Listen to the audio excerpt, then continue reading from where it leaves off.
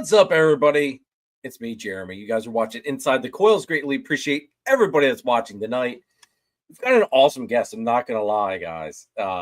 We've got David Brahms backstage right now from the reptileperch.com. One, he's got some killer, and I mean absolutely killer green tree pythons. He actually posted one up, or actually he posted a couple up on his website this week. And the one literally dropped my jaw, which they all do. But this one was like, just wow. Like the greens and the blues are exactly what I, want to look for with them. And of course I went to go check it out and it was already gone. So, but Dave's got some killer green tree pythons. He also is the man that does the awesome, if I can remember which way, perches that I use for the carpets and for the green trees. So we're going to dive into that as well here tonight. So I'm super excited to have Dave here again. So let's go ahead. We'll bring out the one and only Brother John. Holy crap. Whoa. Hold on here. So this is what that guy was talking about yesterday. When he said on how I look. Wait. Yeah, this is what he must have saw you wearing my stuff, and that's why he thought I looked 10 years younger. Yeah, I know. I know I look younger than you, even though I'm 13 years older or whatever I am than you. Man, I tell you what, that still baffles me tonight. It happened yesterday, folks. Got told I look 10 years younger on camera. In person, I apparently look old as shit. So I don't know. I was going to wait to put all this on to one of them shows where I was going to come out as you and then F everybody up. We should do. That's actually good. We should do that one of these nights. All right, let's go ahead and bring our awesome guest out. Dave, what's up? What's going on, guys? Thanks for joining us tonight, dude. Yeah. I will say this. We sometimes do get a little rowdy. So just a warning, sometimes it does get a little chaotic on the show. Let's do it. Especially if our one and only, this guy right here, if this guy ends up coming out and joining us tonight, he's one of the co-hosts as well. He's the wild card. You never know what that man's going to do. Got to have a dark sense of humor. It's sometimes a very dark sense of humor. Let's say hi to some of the people here in the chat tonight. Tara, Voodoo Doll Royals, one of the channel members. Warstock, yes, everybody, Warstock. June 21st, the barbecue that I hold annually, June 21st, you need to let me know if you are attending. I'm trying to get the closest head count that I can, so that way I know how much food we're needing to order for the catering and stuff. So let me know. Hit me up on Instagram pretty soon. I'm probably going to be sending the number into oh my God, I'm drawing a blank. Dude, this is bad. I'm getting help me out here, Mel. I am sorry, Mel. I'll let you struggle, man. I'm sorry. Dude, I know you were letting me struggle. I was like, dude, oh man. This has been happening more and more lately. It's starting to scare me a little bit. Like regular things, names, just thoughts, just like the gears just don't shift anymore. Oh man. It's getting bad. Just think, you're only in your 30s, man. It only gets worse. By the time I'm your age, I'm not going to remember shit, so it's okay. I won't remember I forgot anything. But Tara, thanks for joining in tonight, and thanks for making me fumble off the rip. Sorrentino, what's up? Thanks for tuning in. You need to get your butt on here, though. Jacob Fidiarium, what's going on, dude? It was good to see you yesterday out at Hamburg. Jamie, Tire God Morse, channel member as well. Good to see you. Thanks for tuning in. Great seeing you yesterday. Brittany, Fire Baby. Good seeing you yesterday as well, even though you showed up basically right at the start of the show. She was actually late to a show, and she couldn't blame it on anybody else. Sorry, Brittany, had to throw you under the bus. Rob, what's going on, dude? Thanks for tuning in. Greg, Scaled Paranoia channel member and channel sponsors. Thank you very much for tuning in. It's great seeing you yesterday as well. Let's see here. Nikki, what's going on? Irresistible. Good to see you. Thanks for tuning in. Ron, what's going on? Thanks for tuning in, dude. Keith, I tell you what, man, one of these days we're going to get you on the TSK. One of these days we'll get you on the TSK, and you will see the light finally. But thank you very much, dude, for the $2 super chat. And this Slack right here, which is another one of our channel sponsors, and on top of it, co-host. Nate, why in the world aren't you on here for this one? This is like this is going to be one of the ones you probably want to stop slacking, bro. And then we got Scotty. Scotty sometimes does know.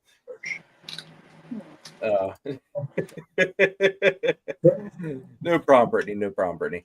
All right, so let's go ahead. We'll run the first channel sponsor, and then we will start picking Dave's. Who are you waving at, John? Baby's leaving. Oh. My grandson just came in. He's leaving. If only you could have saw your face. He's going. Okay, that's a baby. Christine to save the day to make everybody know you're not losing your shit. All right, here we go with that first channel sponsor. You turn into a grandpappy and start making weird faces. I'm sorry.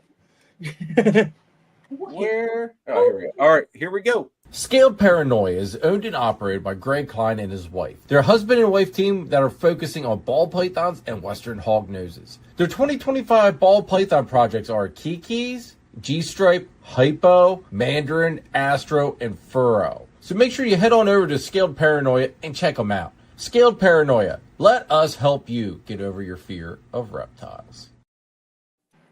All right. Thank you very much, Greg, for all the love and support. Do greatly appreciate it. Dave, tell us a little bit about yourself, man. I'm sure probably most of ball python breeders have probably never heard of you, would be my guess, because we all like to be like our ball pythons and stay in a box. Yeah, that's how I am too, except mine's green tree pythons primarily. Long story short, I think like most guys that are in the hobby, I've been doing it my whole life, ever since I was a little kid.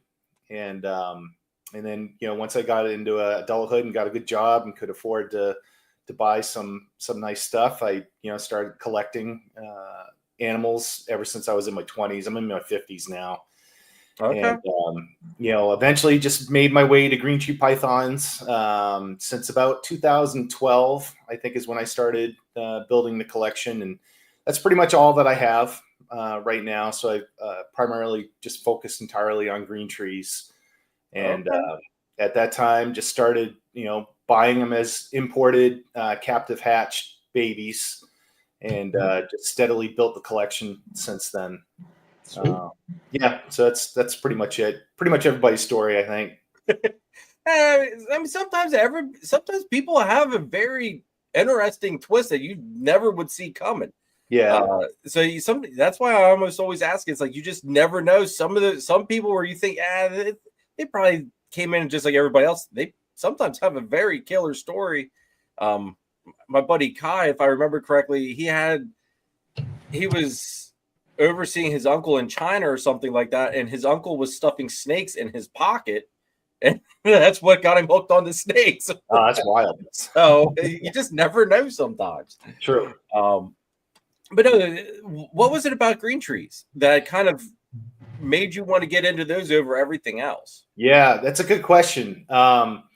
So, as you can imagine, most everything is fairly labor intensive, keeping wise. They eat a lot and they go to the bathroom a lot, and you constantly have to be cleaning cages and that sort of stuff.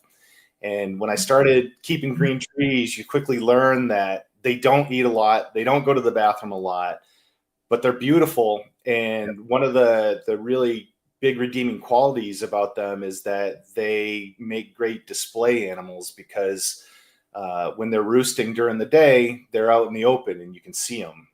So they make really, really nice display animals. And they're also incredibly low maintenance. I think that's what a lot of people don't realize about them, is they're probably one of the easiest animals to keep once you realize, or you meet the specific requirements that they have, which is not difficult.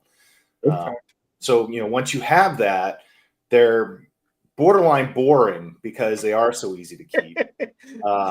It's just that they're really, really nice to look at, and but they're also not entirely figured out. The breeding can be challenging, and so that's what it is for me. That there's a really good balance between really easy to keep, but then there's also challenges that keep it interesting. Where you're trying to hone your skills more each year to see if you can do better in terms of reproducing and that sort of stuff. So that's pretty much why I like keeping them. Oh, see, that's one of the things that I think, and it's actually one of the topics I wanted to cover tonight too, is that so many people think green trees are so hard to just keep in general, and yes, I can kind of see like it can be slightly intimidating because you do hear that they the prolapsing stuff and everything that they can have going on with them. But in all honesty, like you said, I feel as though they are very low maintenance once you have everything figured out with them. Yep, really low. How do you keep your stuff set up? So I try to make things as efficient as possible. So I don't have a ton of space, and I didn't like the idea of having a lot of electrical stuff going around the room too, like individual heat panels in every cage and all that. So I went very simplistic. The majority of the animals that I keep are one of the smaller subspecies. So they don't get very large at all. And green trees, as you know, don't get big anyway. So I use large Cambro tubs primarily for my adults. And I run ambient room heat in both of the rooms. So the whole room is climate controlled to the temperature that they like to be kept at. Keep the humidity high in both of those rooms as well. And all the cages have good ventilation, and there's a really strong recirculating fan in each of the rooms. So there's lots of airflow. Just real simple to keep them, and it works really well. Now, what temps are you keeping yours at? Because I know that's one of the biggest things I think that I've heard, and like throughout this research of, because I had one years ago, and that was back when, oh God, that would have been early 2000s. And there wasn't a whole lot of information that I was able to find back then on proper husbandry. But I do remember that the temps that were given out there were rather high compared to what is suggested now. So I think back then they were telling you to keep them up around 90. Yeah, there's a lot of bad info out there for sure. I say, and now, I mean, it's like that is very much so not the case. Like that is way too hot for these animals. Yeah. I think a lot of people, when they think about where they live, they automatically assume that it's a steamy, hot jungle. It must be in the 90s, and that's what they want. And then, when you go on, the various weather apps, whatever, and pull up the local weather data from where they come from, that'll also mislead you because usually that's from a weather station that's located in a city and that sort of stuff. And what people have found out, over the last decade or so, was that they actually don't come or live in like extremely hot environments inside the dense jungle underneath the canopy. Their ideal temperature range seems to be right around 82 to 83 degrees. Okay. And even a little bit lower than that at times too. So I incorporate a night drop every night throughout the year. So during the day, 82 to 83. And then during the summer months or non-breeding months, I let it drop to about 78, 80 degrees at nighttime. Okay. Yeah. Now, during the breeding season, what do you do with your temps then on that? Because you said, it's how you said that you're doing a little bit something differently during the breeding season then. Yeah. I mean, you can get them to go into a breeding cycle just like you can most pythons by introducing a pretty substantial nighttime drop in the temperature. That's one way to do it. I actually incorporate several different things to get them to go into a breeding cycle. So, come October timeframe, I'll start dropping the nighttime lows lower. I'll get to around, 74 degrees, somewhere in that range will be the low. But then before that even starts, leading up to it, for the bulk of the summer, I fast all the animals. I don't feed them. So okay. it'll be for several months, 2 to 3 months, no food for the females at all. The males may get a meal if they start looking kind of scrawny, but their metabolism is so slow, it takes an incredibly long time for them to drop weight. So Okay. going through 2 to 3 months of fasting doesn't impact them whatsoever. And then once I start coming out of that, I will begin feeding the females fairly heavily. The males still get fed very sparingly. It's really just to maintain, good body weight and that sort of stuff. Fat males generally aren't considered to be the best breeders, so you want to keep them lean and mean. And then, I incorporate a food cycling. I do a nighttime drop, and then because of I have windows that go outside in the snake rooms, they get a light cycle as well. Okay. It's not a natural thing for them to get because they come from the equator, and there really isn't a deviation very much in terms of the amount of daylight that they see throughout the year, but they get it regardless in my room, and I'm sure it probably has some kind of an impact on them. Seems like any kind of substantial environmental change will get them to go into a breeding cycle if they have the right body composition, if they're healthy at the time. Now, what are you feeding yours? Because that's another thing that I've found, and just with getting back into them, watching some of Gary Schiavino's videos and stuff, like there's even just as babies, I didn't realize that part of the issue with like prolapsing with babies was because of feeding like pinky mice and stuff that doesn't have much fur to it. Yeah. So I feed mice. That's what I feed all my adults. Okay. You can feed them rats. People do. There used to be, for quite a while, people thought that feeding them rats was the primary cause of prolapses in adult snakes. But that's not true. They can handle eating rats, no problem. It really just comes down to not overloading them with the food. And if, they haven't gone in a while, it's a good idea to help facilitate them to go, either like a rain chamber or soaking them. Some people will even just remove their perches from the cage for a night or two. Oftentimes that's enough stimulation to get them to go. Okay. And, the prolapse thing in adult snakes is, I think, fairly well understood. It just comes down to impaction.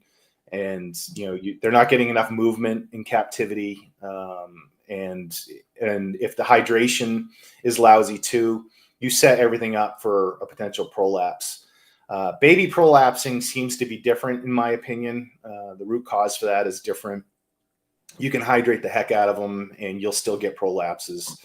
Okay. It seems to me that it's a combination of you're feeding them a really unnatural prey item.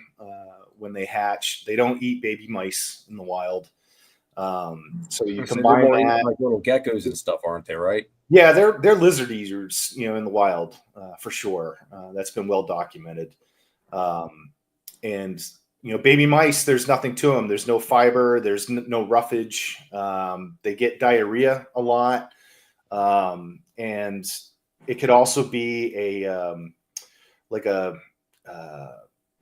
not really a hereditary thing, but it might be a developmental thing that some babies, for whatever reason, when they hatch out, their the tissue that holds the intestines in place might not be as robust as it could be. And when you combine that with, a poor diet and that sort of stuff, it just sets up a scenario where you can get them. And it's not at all uncommon when you start reproducing green tree pythons to have a couple babies every year that end up prolapsing on you, regardless of what you do. You can do everything right, and it's still going to happen, unfortunately.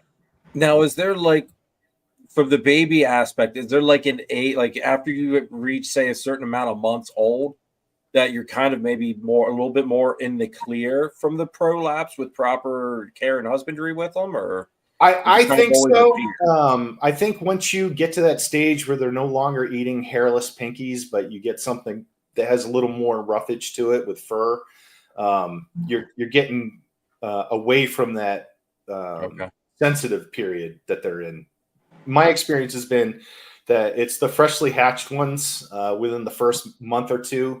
That's when a prolapse is going to happen. And then once you get beyond that, as long as you're doing the husbandry the right way, you shouldn't have, prolapses popping up. Okay. Now, what are you using for substrate with babies and your adults? That's another thing I found out there. There's a lot of people using like puppy pads and paper towels, but then you've got people using cocoa as well. What's your recommendation on that type of stuff? So for me as a breeder, I don't use any substrate with the babies at all. So I keep them in 6-quart tubs with one of my perches in a 8-ounce deli cup, bare bottom. And the reason why I do that is because paper towel molds really quickly. And substrate like Repti chip or any of those kind of things just gets in the way. And they go to the bathroom as babies. They go to the bathroom very frequently. They're nothing like the adults when it comes to that. And so what I end up doing is almost daily, I'm hosing their tub out with hot water and then putting them back. So I'm cleaning it almost on a daily basis. So there's just really no need for me to have a substrate in there. And it just keeps everything clean. And then I also found that, the water droplets that get everywhere when you clean the tub out, it just helps keep it really humid and moist in that tub. And I've had really good success raising them that way. So I haven't found a need to change it. And then once they get older, because I keep my stuff very simplistic, I do use puppy pads in the tubs. And it's really just to, grab anything that they end up dropping. And it also helps facilitate when they do start approaching a shed cycle. You can dump their water dish on it, and it keeps the humidity really high in there for a few days. So it helps out with that. Okay. Yep. Now, with the humidity aspect, where do you recommend people have it? Like 60% roughly, somewhere in that neighborhood, or do you at least than that yet? Yeah, if you can, at least. So what I do in my room is I have a couple big fish tanks that I push the room air through them to keep the air in the rooms humid. But it allows me to keep some fish and do some fun stuff there too. And so the whole room is very jungly as a result of that. And I don't actually measure it. I don't know what the humidity level is in there. It's just, it when you walk in, it feels good and it works. When you walk in, it hits you. Yeah, it's uncomfortable. Yeah. I feel you on that. I mean, mine, everything's in my basement, which is kind of a nice aspect because basements are naturally humid to an extent. Yeah. So mine's sitting like right around that 60% mark. Yeah. Just naturally. So, what I'll do is I keep my babies on cocoa to go. So it's just cocoa chip. Yep. But I'll mist them down every couple of days just to keep that humidity a little bit more in there, just in case, whatever's floating around here isn't enough for them. Sure. Does that sound about right, or am I overdoing it, do you think? No, I mean, that's fine. Everybody has their own personal preferences on how to get it accomplished. Because I have so much going on all the time, I'm trying to keep things really simple and not have to mess around with much and let the room primarily do all the work. And so it's worked out well that way. You all right up there, John? Or are you just soaking this all in? You look like you're thinking of something here. I don't want to solely run the show here. If you got a question, bro, just throw it out there. No, I'm just up there taking it all in. I've only have one green tree python. And he's dead on with the heat stuff. I used to have it in my snake room for anybody like getting into these things. My snake room stays about 82 all year long, summer and winter, roughly between 78 and 82. Well, I found in the summer I had to move them. I had him way when he was little. I've had him almost 12 years now, or whatever. I had to move him out of here because he would literally stop eating, like it was too hot. So I moved him out to our hallway now, which basically gets a mix of heat in the summertime, air in the wintertime, and it roughly stays because it's the upstairs of this house, an older house. it roughly rocks between 75 and 80 degrees all year round upstairs versus downstairs. So it's like almost perfect room temperature for him. And he's been rocking and rolling ever since. Yep. Cool. And then the humidity, same thing. Like I keep mine on a Repti chip basically at this point, but mist him down a couple days a week because my forced air sucks. And he'll let you know too, man, when it's like too dehydrated. He'll go down the bottom, like he'll go off his perch. That's how I know that sucker's too dry. Yeah. Whatever. The air's too dry. But yeah, like I said, if he's on that branch, happy as a clam. That's where he hangs out. Really fun species. They're just, like you said, just awesome to look at. Yeah, no, I think that's the one thing. Like, they are the pinnacle display snake, in my opinion. Like, I think that, like, them and carpet pythons to me are the things where they're out 90% of the time, and even more than that. But they're out. You can see them. You can enjoy them. I think a lot of people overdid them, like you said, with the husbandry that was out there for everybody. Overdid the heat, overdid the lighting, overdid the tank, and then a lot of people in the beginning, when I got into it, were always like, "Oh, they're such problematic snakes. They're a pain in the ass. They're this, they're that." The more simplistic I went with it, the easier the damn thing became. Yeah, like you said, the easiest reptile I have. He doesn't piss that much, no poop. He just does his thing.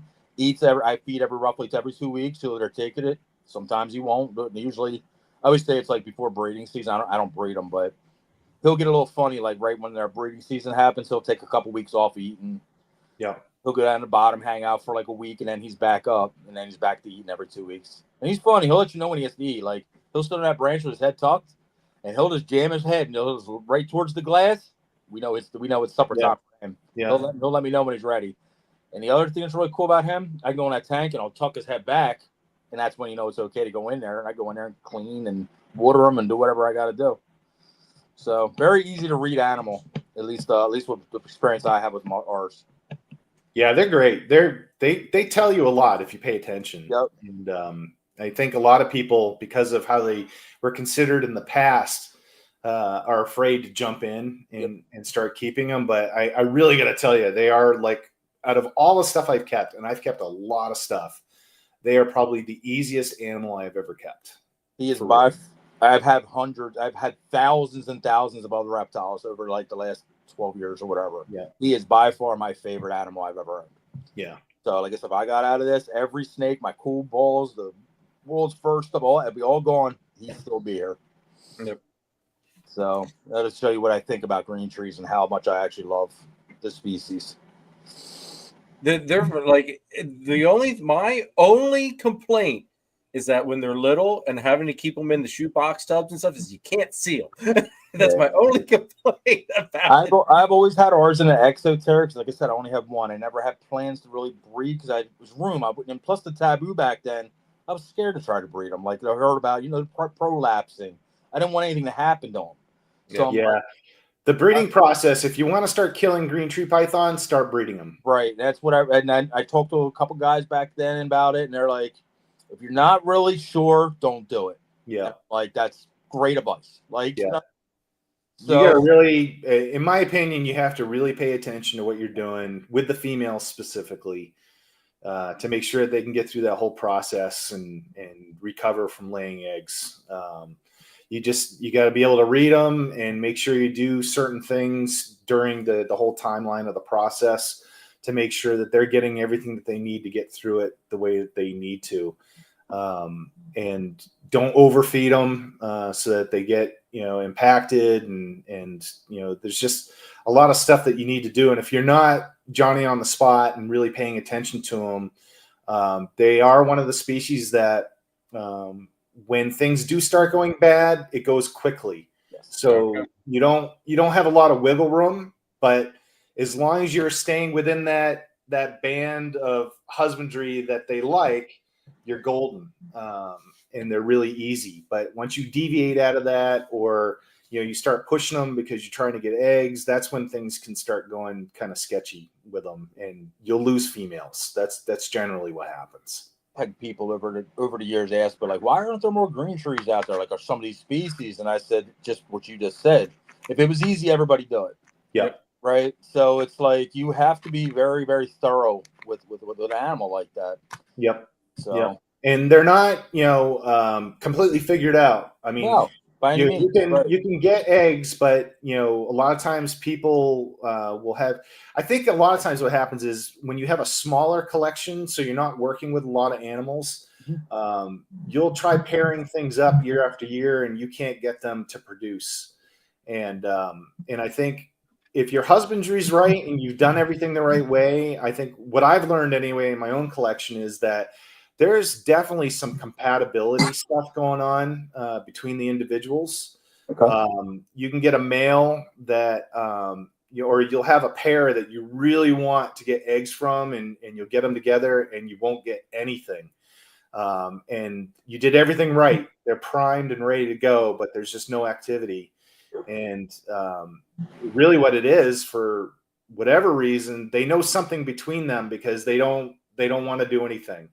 And I can take another male and put it in with that same female, and I'll get copulations within minutes. You see it I'll rarely. take that male that wasn't doing anything, and I'll put him in with another female, and I'll get copulations right away. So there's just something that they know that we don't. And I think if you have a small collection and you're dealing with individuals that for whatever reason don't like each other, you're not going to be very successful breeding them. The ball pythons will even do that depending on a scale you have. Like they're not as picky, of course, as a green tree. But I have, since I've done so many balls over the years, I have had males and females that were 100% not compatible. You would throw them into each other, they would thrash. They would go ballistic to the point you think you have two males in a bin. And I'm like, really? Like, yeah. And I've seen it over the years, and it's like more than I thought it would be. Like the snakes just know. Yep. I would love to know what they're queuing in on. Yeah. It's something. Yeah, they're like, well, you're ugly. I don't know what. Yeah. You know what I mean? Like, get out of here. Well, I had that same issue basically with that one jungle carpet of mine. He's got great lineage. He's got lineage back to cover girl, but I put him in every female I put him in with. I don't know if it's him or what it is, but he's been in with 3 different girls, and every one, like they're very skeptical of him. So I don't know if it's something with him, and maybe he's not confident enough. Pretty sure I've got 2 clutches from him this year, but he only went to the females one time. That was it. Yeah. Every other time he's staying away from them. They were staying away from him. It's for Tara's question. I don't see a problem putting him in a bioactive as long as the husband's just right? Like, okay. So there's definitely some mixed opinions on this. I personally don't agree with bioactive for the species at all. Okay. And I'll just explain why. It's a species that lives in the trees. So what they do is they roost in the trees during the day, and they can be up fairly high. So you can imagine there's lots of airflow and everything while they're up roosting. Nighttime, they come down and they go to their hunting positions, and they spend a limited amount of time on the floor or near the floor of the jungle. So in captivity, when you do a bioactive setup, you're literally forcing them to be at the jungle floor or very close to it all the time. And you can create an environment where it's much easier for them to develop respiratory infections because you've got a really swampy, jungly kind of environment in there, which might be fantastic for something like dart frogs, but doesn't usually pan out very well long-term for these guys. Gotcha. I'm not saying it can't be done. I'm just saying that if you're getting into it, I would highly recommend that you don't do a bioactive. I always tell people go naturalistic, meaning that you can make it look like a jungle, but still be easy to clean. It doesn't have a dirt floor. You can use like a dry leaf litter or something to hide the puppy pad if you want to. You can have strategically placed potted plants that are, the pot is hidden with cork bark, things like that to make it look natural. But it's still a really easy environment to keep them clean. And then once you really get a handle for how they are and you're able to read them and you've kept them for several years and maybe you've gotten a clutch or two and you feel really confident that you know them, then you can start experimenting with how you want to keep them because you know what you're looking for at that point when things aren't going the right way. and I get the draw of a bioactive. I totally understand why people want to do it. It looks awesome.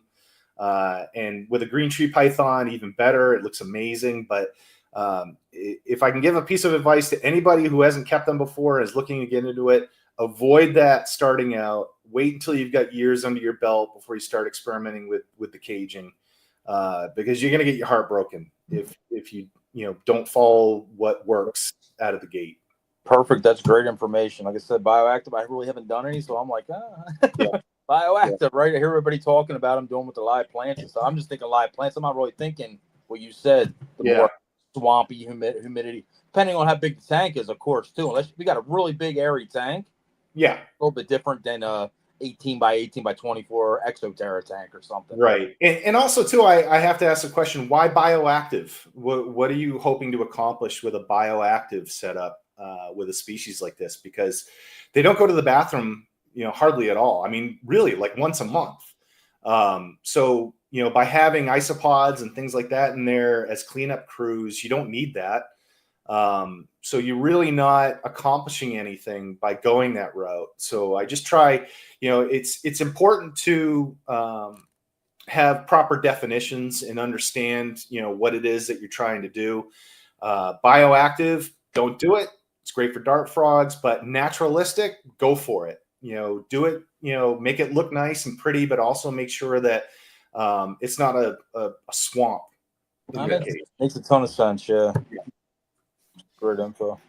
And that's not, in all honesty, that's not the first time I've heard that, though, too. It's basically the exact same thing you said, Dave, as far as the reasons why to stay away from the bioactive. Yeah. So that was one thing, because I was kind of surprised. It's like, that might not be a bad thing, because everybody does, for whatever reason, want to try to do the bioactive thing. I never understood why. Seems like more work. Like live plants. That's all I'm thinking in my head. But you said you could put planet plants in there and then just do the cork bark around them. That, to me, I'd be like, that's bioactive, right? It's live plants. That's what I think about when I hear about the word bioactive. But there are people that do like the water in them and all. I didn't even think about that kind of stuff because I never personally done it. Yep. Let's see, Tara asked because she a local small business reptile store near her has theirs in a bioactive. Okay, that's why she was asking. I hear the word bioactive thrown around a lot, so it is a very trending thing in the reptile world with it. Yeah, it certainly is, but it's definitely not. I don't think it's something that you should be doing in every scenario. It's not necessary. No, I see. I like the naturalistic. That made a lot more sense to me. That's the way I would do something with plants. Personally, I'd rather like the naturalistic thing. Heck, just go get some fake plants that look nice. If you want to, if the snake goes to the bathroom on you can go clean them and put them back in later on. That's what I do. I do artificial plants and that sort of stuff. I mean, they don't know the difference. I'm sorry, but they don't. All they care about is feeling secure. And if you can set up their environment so that they feel secure, they're going to be healthy and thrive for you. And, so I just mount some artificial plants so that it forms a canopy over their heads, and they'll perch right underneath that, and they feel comfortable, That was the one thing that I had heard. It was everybody had always thought, and correct me if I'm wrong on this. This is, like I said, this is just what I have found in my research here lately. Everybody had always thought green trees always went to the highest perch. But what people are noticing is that they go to the highest perch because that's where the top of the cage is, basically. So they feel more secure there. But if you were to put, say plastic plants on your middle perch that would overhang a smaller perch, they might go down to there as well, just because they've got that coverage. So it makes them feel the same security, just at a different spot. Yeah, I mean, they will sometimes do that, but like I was saying earlier, they in the wild roost fairly high in the trees. Not all the way up, but high enough. Yeah. And so during the day, that's what they're trying to do, is go back up to the spot where they're away from the ground and anything that could potentially grab them. So they really do migrate towards the highest area within the enclosure if there's a suitable perching spot for them. Okay. And they also really prefer the thinnest perching that you can provide. A lot of people have experienced it when, if you have a radiant heat panel in the enclosure and the wire isn't tucked away properly, they'll find that wire and they'll use that as a roost. That's, they really prefer extremely thin perching.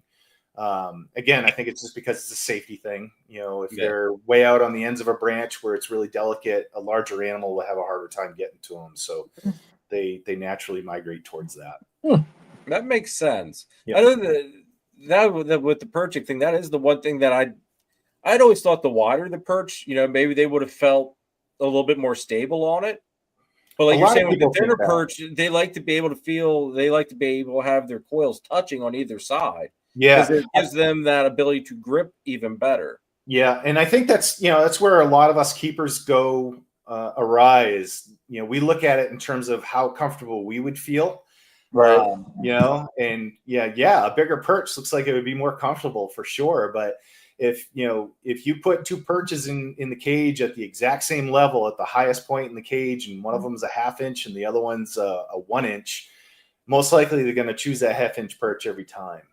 They really do like thin perching. Now, what size perches do you recommend for like adults? Yeah. So generally speaking, 1/2 inch to 3/4 inch is ideal PVC. Okay. If you've got a overly fed, really large individual that is unnaturally big, then a 1 inch perch, 1 inch PVC, you could use it. But all my animals, I keep them on 1/2 inch. All my adults. I need new perches. Yep. So right here's the man, John. I know I want to get some. Like I said, I want to redo his cage. I have him on natural wood now. I did it now 3 different times. Like I let him have it. He chills on it. I say that's probably an inch and a half, maybe. It's like that round. But I love to get, like I said, the simplicity of like cleaning it. Like I said, that's the big thing is being able to clean wood. those things. It does pee on it, right? Like I kind of just got to scrub it off and all that stuff. And I've gone through it a couple times now with them. But like I said, I love the way you're looking back at your stuff, Jeremy. And I've seen Nate's, and like I said, that's what I'm going to switch to him to that. So you'll love them, like just the simplicity of cleaning them. Right. It's so nice because the one I had years ago, I went around trying to find the perfect freaking sticks out in the wild, bring them in. Then you got to sanitize the suckers. It was just a freaking headache. Yeah. So once when I got into the carpets and found Dave's perches and stuff, folks, it was a no-brainer on that one. Definitely a no-brainer. Kike, what's going on? Mel, what's going on? Dude, you missed me having a complete and total brain fart that John and everybody's probably never going to let me live down. Gabby, what's going on as well? Thanks for tuning in. Great seeing you yesterday. Brittany says it was very interesting learning about a new species. Do we get to see any?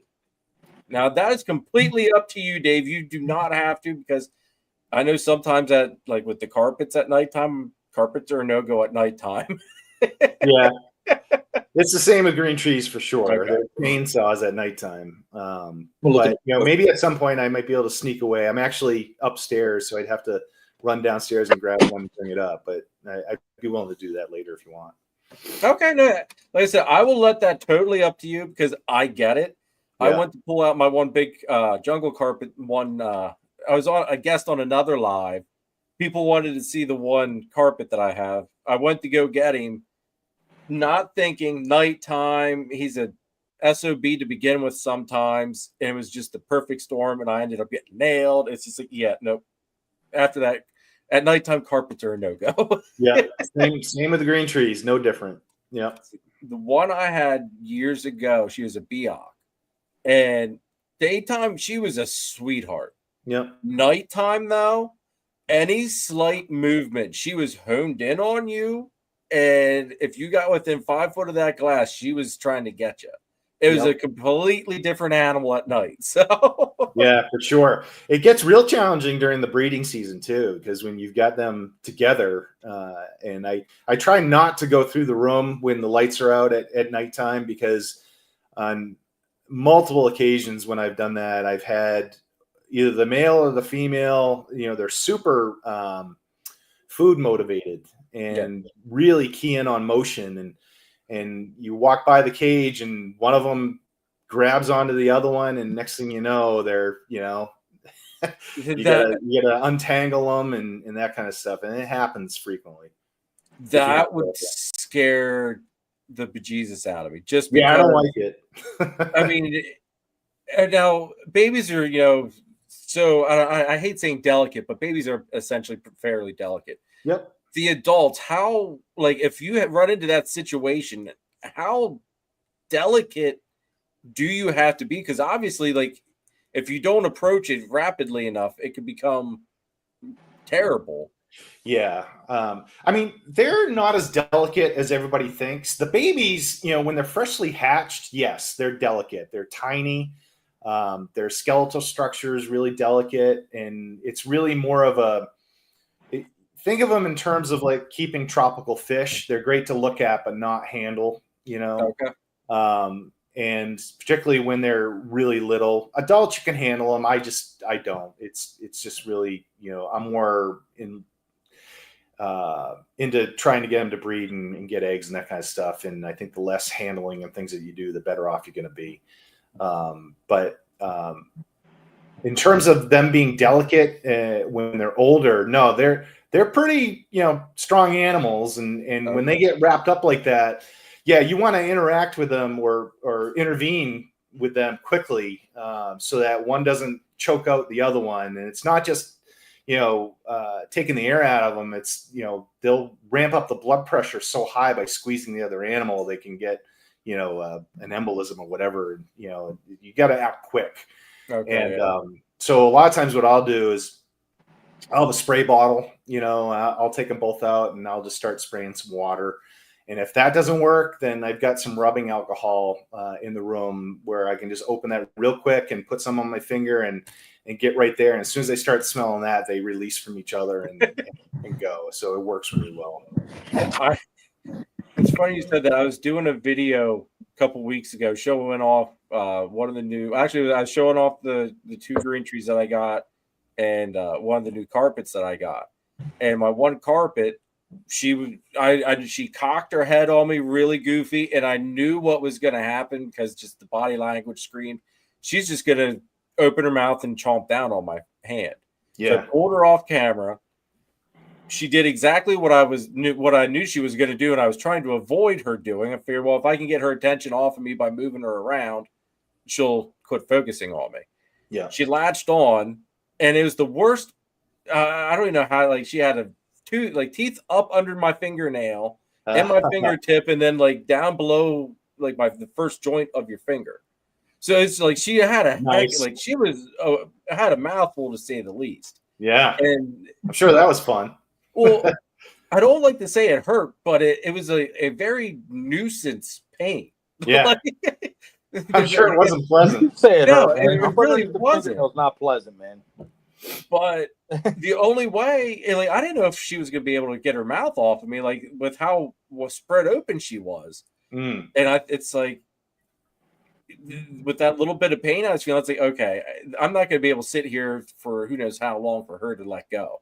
So I got some hand sanitizer, put it on my other hand, and rubbed it at her mouth. She let go instantly. Yeah, it works great. And it was like, this is amazing. I've heard of it being done. Yeah. I was slightly skeptical on it if it would actually work, but it does work very quickly. Yeah. All right, let me run another channel sponsor here real quick, and we'll get back into this, folks. Where is it? I need to organize this stuff a little bit more. Here we go. Stop wasting time trying to prove out animals or taking chances on possible heads. Stop wasting time trying to prove out animals or taking chances on possible heads or genes you don't know that are there. Head on over to Charlie at Gray Rider Reptiles and ShedTesting.com for all of your shed testing needs. He's fast, accurate, and adding new tests on a regular basis. So head on over to ShedTesting.com and check him out. Make sure to use the code CARPET15 for 15% off of your shed test order. Use nothing but the best at ShedTesting.com. Head on over to Triforce More. All right. I don't know why these things don't play the first click. All right. Let me run one more ad here real quick, Dave. I'm sorry. Yeah, no Head problem. on over to Triforce Morphs if you're looking for that missing piece in your ball python breeding project. While you're there, add a little bit of laser citron to the mix, folks. John and Christine can also hook you up with the crested gecko, so don't forget that. Turn up the heat with Triforce Morphs.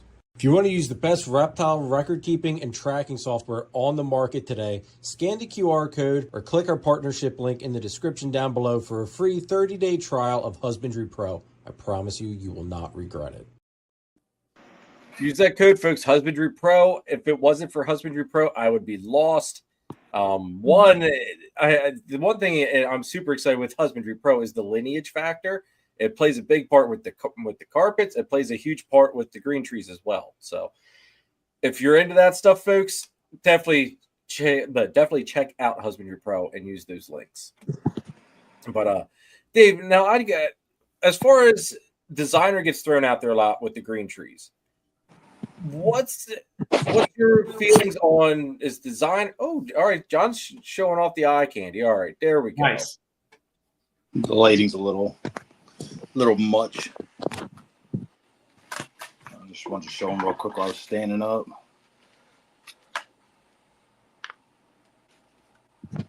There we go.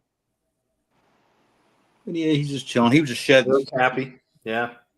Yeah, so I had to back him up, and he was ready to eat. So we just got a bunch of plants up top. There. That's it. It's the only one I have. Cool. So the ones that I got what are they? Tamika crossed with Jayapura. Both of them. They're siblings. So Gary. I had commented on one of Gary's videos, and my obsession is the blue dorsal stripes. Yep. And I bought some diamonds off of Gary maybe about 6 months beforehand. And he messaged me through Instagram, said, "Hey, I've got these two animals. They were going to be holdbacks. I saw your comment. I would love for you to have them." He's like, "I was going to keep them. I'm giving you a shot at having them so that way you can work this project that you seem very passionate about." That's cool. Gary's a good dude. He is. And I was like, "Damn it, Gary, why did you have to give me this opportunity?" He's like, "Yes, I will take them." So I jumped on them really quickly. And I tell you what, it's got me so excited. Like the one, he's actually the background here. Let me see if I can shrink this a little bit. That didn't really work. I can see that. Yeah. So he's like very green and like a very dark saturated green already.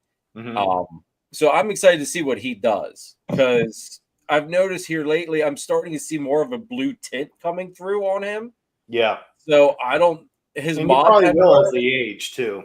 What's a lot of these guys, you'll see more as they age. Okay. That's another thing that's great about green tree pythons compared to a lot of others that, they get better with age. Usually they don't get worse. They change and they keep changing. So, yep. He said I couldn't tell in that picture, but his back stripe is all blue. And then he's really on yellow bottom. And he's everybody's wondering, he's a Lara, whatever how they say it. Yep. So how many green trees do you have, or do you have any other species of tree pythons or anything like going on? Yeah, no, I'm keeping exclusively green trees. Let me think. I think I have around 50 right now. Oh wow. Nice. He got a few. Yeah. Hey, what are you doing? Now with like the designers and stuff, is designer the way to go with the green trees? Is it keeping locality, like pure locality stuff? Like, where's your thought and feeling on that type of stuff? Yeah, I think it's personal preference. I get a chuckle out of people that get bent out of shape about what other people are keeping. I think that designers have their place in the hobby and locality projects do too. You really can't knock some of these designer lines. What they're able to produce are just phenomenally beautiful animals that wouldn't exist otherwise. So, how can you knock that? Yeah. And then the locality stuff, They're equally beautiful, just different reasons. And you can do line breeding on those and almost have like a quasi designer locality project where, you know, you're selectively breeding them for a certain look and really magnifying traits that maybe wouldn't necessarily represent what they look like in the wild, but they're still a locality animal. So yeah, I don't have a problem with it. I love it, and I do both. You know, I've Do you got have a specific locality that you like love the most, or yeah, I like to focus on the Manokwari locality, and That's what I originally wanted. then I've got some designer stuff that incorporates a lot of the Manokwari stuff in it. Okay. Yeah. Now, what about the Manokwari draws you to it over the others? They're one of the smaller subspecies, but in my opinion, they're one of the more beautiful ones too. They just have the look that I like. They have a lot of blue, which is great, and the dorsal markings are really striking, and you know, very beautiful blue. And that's really it. I just like how they look compared to some of the others. I like all of them though, you know. Yeah. But my personal preference are the Manokwari. Well, I have noticed like certain localities do like that blue is their big specific thing, like the Manakwaris. The Sorongs were another one that always had my eye because they had that beautiful blue to them. They're essentially the same animal, the Sorong and Manokwari. Okay.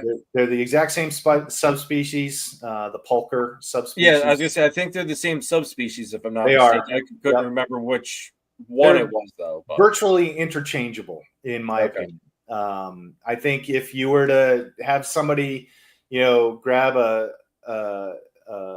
Manokwari and a Sorong side by side, if they're both the same neonate color, I think you wouldn't be able to differentiate between them. Okay. The only difference is it seems as though the more west you go on that part of the island, the more that you get yellow babies versus red.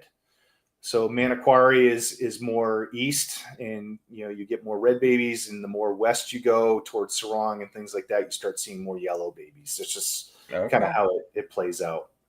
That's interesting. Yeah. Now, since you brought up the red and yellow, so tell us your opinion on the great debate. Which is better, red babies or yellow babies?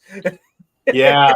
Put you on the hot seat with that one. Yeah. I like them both, and it comes down to what are you trying to accomplish? You know, the red babies caught on because some of the pioneers in the hobby really focus their breeding projects on red babies, and you get phenomenal results. And there are literally decades now of red baby, you know, lineage stuff that people focused on. So the phenotypes that are popping out are out of this world, and yellow babies have been kind of neglected for the most part during that time period. So there hasn't been a lot of heavy focus on line breeding with yellow baby stuff. I think the potential to come out with some really amazing stuff is totally there if people wanted to put the energy into it. The problem is it just takes a long time. You know, these are not fast reproducing animals, and you know, it's a long game that you have to play. And I think that if somebody were to strategically start buying yellow babies with certain looks and whatever, you can come out with some phenomenal stuff that nobody's doing right now. And I really think it's just because the hobby put its focus on red babies. You know, they look different. Obviously, the outcome is different. But I think, you know, yellow babies, there's just a lot of untapped potential. That's my opinion on it. I know that like the yellow babies to me pop a lot more. Like they just, I mean, that bright yellow, because it's yellow. Yep. They pop to me more than the red ones. Yeah, I would agree. Yeah, but it's like you were saying, like with I've always heard that the reds turn out looking more stereotypically more like the parents for whatever reason may it be. That's what I've heard. Yeah, and I think really what it is generally, if you want an all blue snake or a lot of blue, red babies are the chances of accomplishing that with red babies from the right lineage are much higher. Okay. I don't think I've seen yet where there is an animal that was a yellow baby that ends up being a super blue. I just haven't seen it yet. Nor true blue. There's hormonal blue that will pop out, but again, I think it's just because people haven't put the work in to try and get there. It may be a much longer road than it is with the red babies, but I think you could probably accomplish some really cool stuff if you started focusing on it. Have you had ones come out blue that end up turning blue on you? And oh yeah, quite a few. Yep, not yellow babies, but yeah. Also too, you'll notice that the dorsal markings are noticeably different on yellow babies versus red. Yes. And not only the shape of the dorsal markings, but the coloration is different too on a lot of them as adults. So when you're talking strictly in the dorsal markings, a lot of times the blue on a yellow baby is going to be more electric and vibrant when they're an adult with the right subspecies versus a red baby. But red babies, your chances of getting something where the whole body is blue is much higher. Now, is that like a freak thing that happens, or is it like bred for? Like when you make a clutch, there could be blue babies in it, or yeah, it's like anything. When you have a certain lineage that you're working with, where the genes are concentrated, and that you're going to get a lot of blue animals out of a particular clutch, generally speaking. Asking out of curiosity, like where would an animal start, even price wise, like know that might be blue? Because I'm going to tell you right now, like if I get another green tree, I would love to try to get a blue one, of course. Yeah. It's just phenomenal, right? Yeah. I mean, there's obviously a range, but if you were looking for an animal, I'll just say like some of the stuff that I work with, there's a lineage. It's called Prada. It's actually named after this guy named Dave Prada, who originally, I guess, imported some of these animals that were really pretty, and the resulting offspring from them have been really good, and people have kept animals from those pairings, and so there's this Prada Maniquari lineage that's out there, and I work with that. Gary does too, and I got some of my stuff from him in order to get that going. And I ended up pairing a couple of my animals together that they both come from that Prada Maniquari lineage, but they also have some other stuff mixed in with them, some Cyclops, and there's some some other people's lineage also mixed in with the female. So they're not pure Maniquari. But when I combine those two together, the resulting offspring, it seemed like it definitely multiplied, what was going on with the parents. There's been quite a few babies that have come out of that pairing that have a really high amount of blue. They're beautiful. Wow. And, for those, I sell those for around $3.5K, animal like that, unchanged baby. So you don't know what it's going to be. Yeah. But there's a good chance it's going to be a really nice looking animal. Now they can go anywhere from, something like a yellow baby, like around $1,300 for a baby, versus a red baby with known blue line lineage.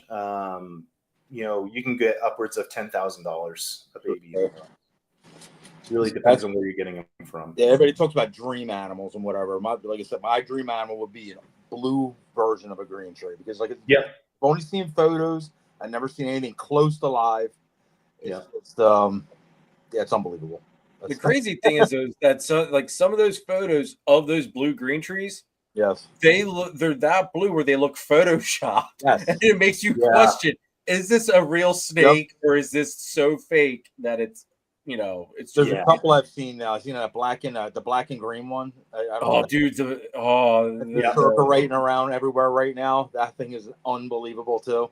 Now there is some funny business that goes on with people and how they're taking pictures. You can kind of cheat it to make them look way more blue than they would be in person.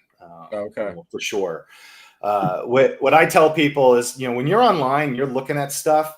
and you see an animal that just looks like this crazy blue, it doesn't even seem natural.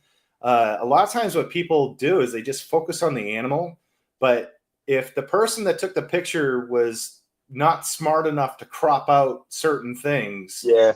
look at the background and see Yep. what's going on. Yeah, some of them if are there's anything white in the enclosure, if that white looks blue or bluish, then you know something's up. Gotta You know, kick to it. that's the kind of stuff that you need to be looking for. That's Or I like never would have things, the thought about that. contrast and the colors on other things in the enclosure doesn't look right when you like, I know what that looks like. I've seen that in person. It's not that color. Yeah. Then you'll know that they've done some photo editing. Now that you have some, so now would you compare it to like the blue of like a day gecko when the day geckos turn blue, or? I mean, yeah, you can get quite a number of different shades of blue on these guys.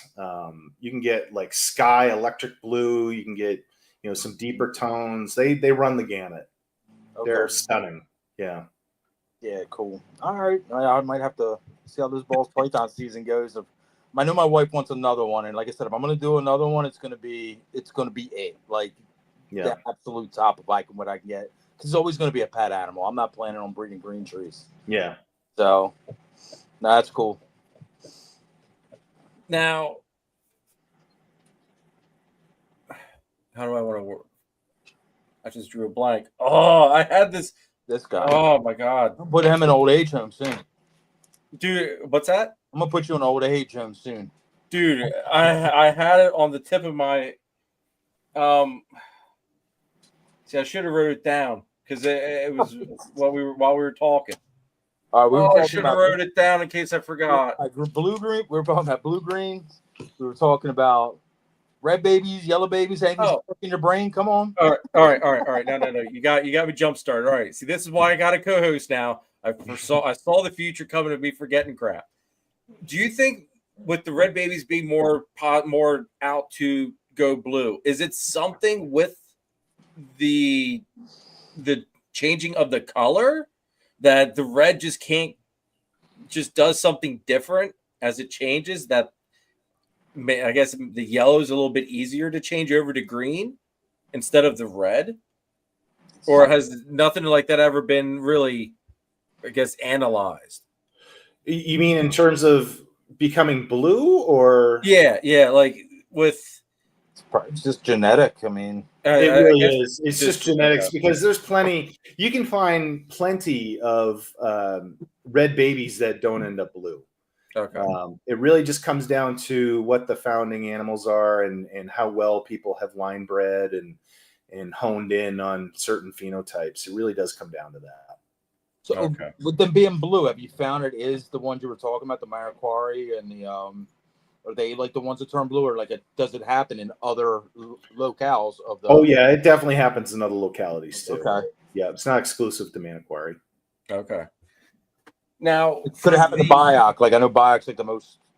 Biak less so. So they're generally not known for being really blue, but there are some that do have blue on their flanks and things like that. But some of the other localities are more known for producing blue animals compared to a Biak. So Manaquari would be an example. Some of the more eastern types,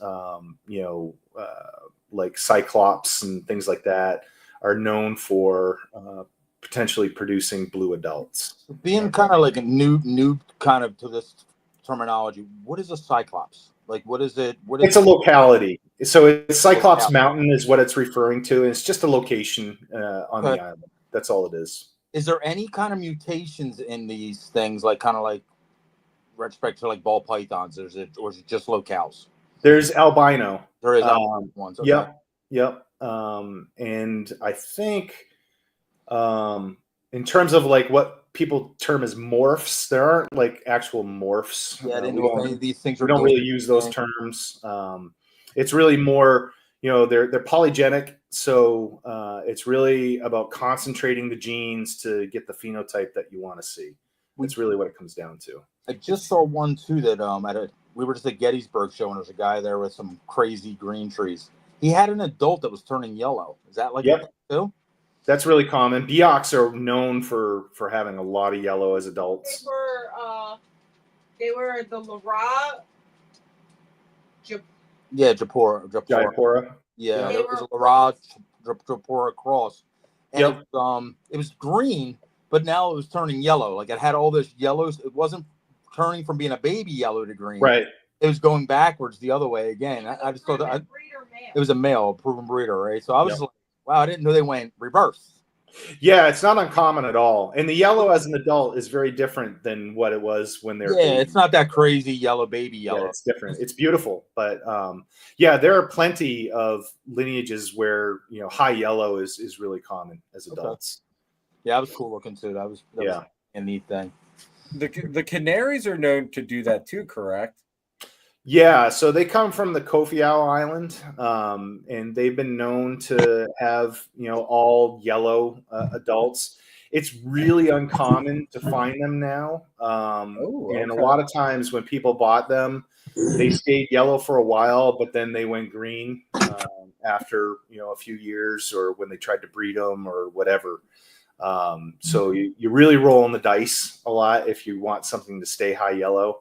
With the Kofiau stuff. But there are other lineages where people specifically were line breeding for high yellow stuff, and it's pretty common. It's one of the easier ones to create is a high yellow versus yeah.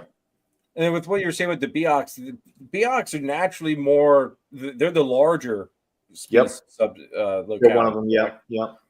But is it true that they're more of the? I'm going to put it basically like the more nippier. From what I have been told, like it sounds like they're a little bit more on the. I've heard they're more the more nippier part because there's way more wild caught their Beox. Yeah, they have a reputation. Wild caught Beox specifically have been known to be pretty nippy, very defensive. Seems to be like the Beox that I have in my collection, they are a little more alert and ready to snap at you than the other localities that I'm keeping. So, I would say, it's probably true. Beox can be a little more food aggressive than the others. But that really works in your favor a lot of times, which is why Beox are popular because, if you're looking to breed green trees, Beox is probably a good place to start because the babies hatch a little bit bigger than some of the other localities, and they tend to be a little more food aggressive and just easier to get worked up and eating when you start your food trials when they hatch. Okay. Yeah. Now, a lot more. My buddy, a lot more come in. Like a lot more of that come in than anything at the show level. Yeah, Beox are probably the number one imported locality. Yeah. Now, is there a reason for that though? I think it's just availability. They're whatever supply chain is in place. It seems to be pretty robust, and they can get animals from Beox and ship them over easily. This might be a silly question. According to a locality, would it be an easier locality for humans to get in to catch? It might be, yeah. I didn't think of that. Like it might be an easy entryway to here they are. We can just gather them up. Yeah, there's a researcher named Daniel Natouche who has spent a lot of time in the field doing studies, and he was, partially responsible for breaking them up into different species and subspecies, and he's had a lot of time on the ground.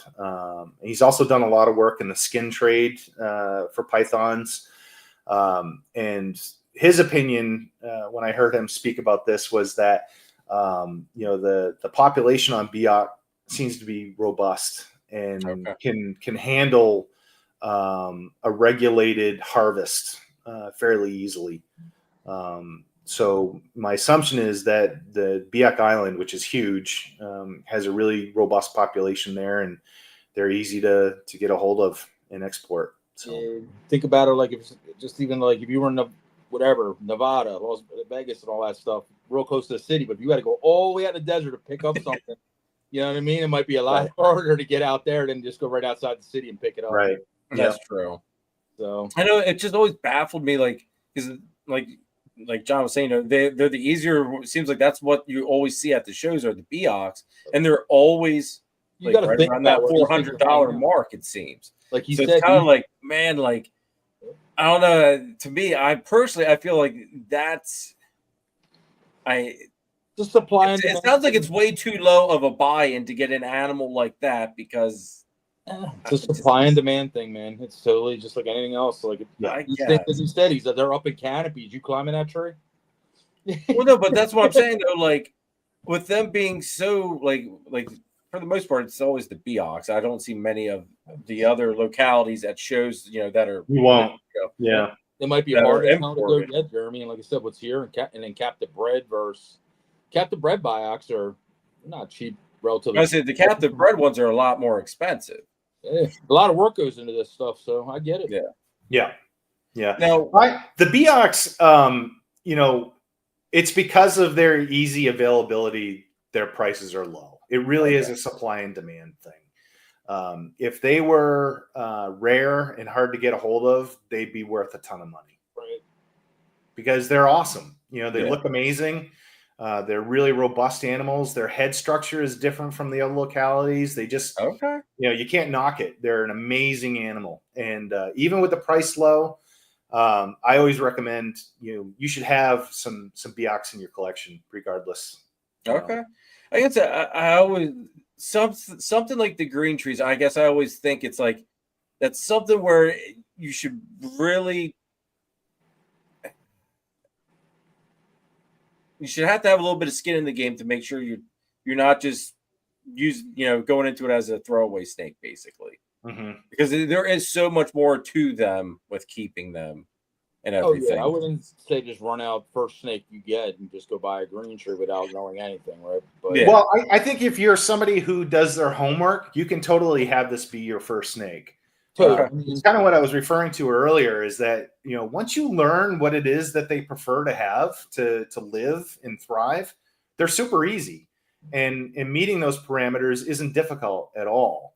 It's just there's a lot of crap information out there, and there's a lot of people who think they're experts but they're not, and people get led astray all the time. They don't know what they're doing, and if they at least take the steps up front to get a good book, listen to some of these podcasts where you've got people who are really experienced and have bred them for a while and know what they're talking about. You can learn the species really quickly and keep them. They're not hard.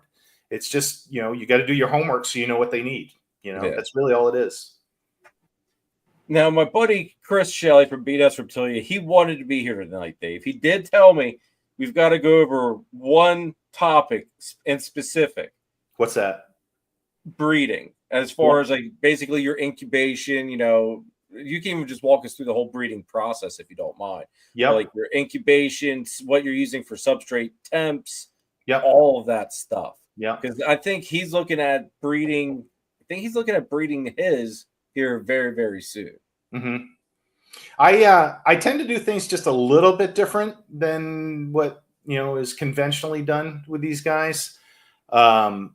So I'll just start off by saying one thing that I think is really critical. If you're somebody that is thinking, hey, I want to get into breeding these, slow and steady wins the race. Okay. I recommend you don't go out and buy adults. This species doesn't like change. They really like stability. So if you look at it from that mindset and say, okay, I'm looking at breeding 4, maybe 5 years down the road. That's really how you should be looking at this if you're just now jumping in. Go out, start buying babies that you like. Get them in your house, get them acclimated. Now you've got 4 to 5 years of them settling in, getting used to your routine and everything that goes on in your house. They're going to feel comfortable and stable and safe. And your chances of breeding them are going to be much higher than if you just go out and start buying adults and throwing them in your room. It'll take years, a lot of times, for them to acclimate and feel like they can reproduce. So again, stability is key, I think, with these guys. So that's kind of how I started it, where I just started buying everything as babies and raised them up. And once you've got that all nailed down, the way I like to go about this is, as I mentioned earlier, is I don't rely on just one thing to get them to go into a breeding cycle. I hit them with 3 things all at the same time to do that. So I do the food cycle where I fast them during the summer. And then in the fall, I'll start feeding the females at a fairly high frequency, smaller meals, but more frequent. Okay. And then I'll also start incorporating a lower nighttime drop around the same time. And then naturally, because of where I'm located, we have a really big day light cycle change. And so that happens too, all around the same time. And then, so what I do is I get them out of that fasting period and I start feeding them regularly. I start introductions right away at that point. Okay. And I'll keep the male in with the female as long as I'm seeing activity. Usually if they're receptive, you'll find that they're going to walk up really quickly after you get them together. Okay. And a lot of times what happens is you'll get a lot of activity for that first day, maybe day or two. And then at that point, they might separate from each other and it seems like nothing's going on. So what I like to do is separate them at that point, and I'll use that as an opportunity to feed them, particularly the females. The male will get food if he needs it, but I try not to. And then what I found is that, distance makes the heart grow fonder with these guys. If you get a lot of really good activity up front and then they taper off, separate them, keep them apart for a few days, and then reintroduce them. And you'll find that usually when you do that, you'll start seeing locks again right away. Okay. And I just keep repeating that. Now, if you have a limited amount of animals and you're not seeing a lot of activity, then my recommendation is you keep them together, because they will be doing things in the middle of the night and stuff that you're not going to be aware of. And it only takes one time if the timing's right. So, and then, what I do is I keep them paired up until I get an ovulation from the female. So it starts in October, and then a lot of times I won't start seeing, an ovulation until January, February timeframe. A lot of times, even a little bit later. It can shift year to year a little bit. And also what I do too is during that whole time period, I don't have a hot spot in with them. So I'm just using the ambient room heat during this whole process. And then once the female is ovulated, that's when I'll incorporate a hot spot for her Okay. to help with the eggs. And they'll sit right under that the whole time until they're ready to lay. So yeah, it's pretty straightforward. I introduce them in October. You get lots of copulations. And then you start looking for the signs that things are going in the right direction. And specifically for me, it's the females that are telling you everything. So when you start that feed cycling and they're back on food, they are absolutely ravenous. I mean, they are like anything that goes near the cage, they're ready to eat it. And so, you look for that, which is a good sign. And then you start feeding heavily, you're getting copulations. And then next thing you know, one time you're going to go in there to feed her and she's going to eat, but it's going to be kind of a reluctant feed where it's like she's not jumping out of the cage as soon as you open the door. It's more of she's just kind of sitting there. You can put the mouse up to her and she'll reluctantly go up to it. It's really heavy and take You her watch the sweet gears time. turn. And then finally she'll eat it. And for me, that's a sign that, okay, I would bet money that the next time I try to feed her, she's going to refuse. And that's usually what happens. And then that tells you, okay, you're off to the next stage in the process. And I still keep them paired up during that time when she's refused food, just because I'm not sure exactly when the window is where he needs to do what he needs to do. And also how long that sperm retention takes place. Yeah. So I just hedge my bets by keeping him with her. And as long as nothing is happening health-wise, there's no harm in it. And so, yeah, then I just start looking for that time when they're gonna ovulate. And then once they do, I separate them out, and she gets a hot spot, and then I just ride it out until she lays her eggs. Okay, that hot spot's what, back to that 83, that 80 to 83? A little bit higher. Spot? Yeah. Okay, higher. So I go 85 on the hot Okay. spot, and I'm old school. I do this really simple and cheap. I use a 25-watt ceramic heat emitter for my hot spot. Works great. Works fantastic for me. I wouldn't recommend it if you're keeping them in a PVC cage and you don't heat your room. I wouldn't use that as your means of heating the enclosure because you're going to dry them out when you do that. But because of how I keep them, the room's humid. I'm only doing this when she's ovulated and is gearing up to lay eggs. And I'm also really making sure that she's properly hydrated leading up to the egg thing. So just to give you like a little more refinement as to what I do. They feed heavily, you get them cycling, they're copulating, you get her to ovulate. And then leading up to egg laying, I'm looking for that pre-lay shed. That for me is the marker that, okay, eggs are coming. It's going to be imminent. For me, it's almost always about 14 to 16 days after that pre-lay shed that they'll lay their eggs.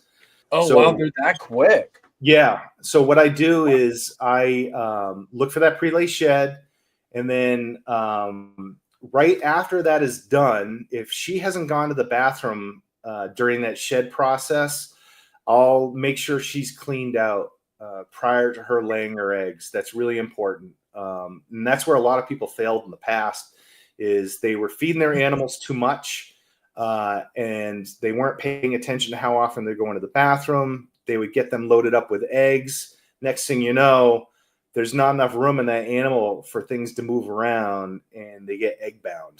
That was a fairly common thing for people in the past. So it's just something you need to keep in mind. So what I'll do is I'll put her in a rain chamber after that shed to make sure that she cleans out.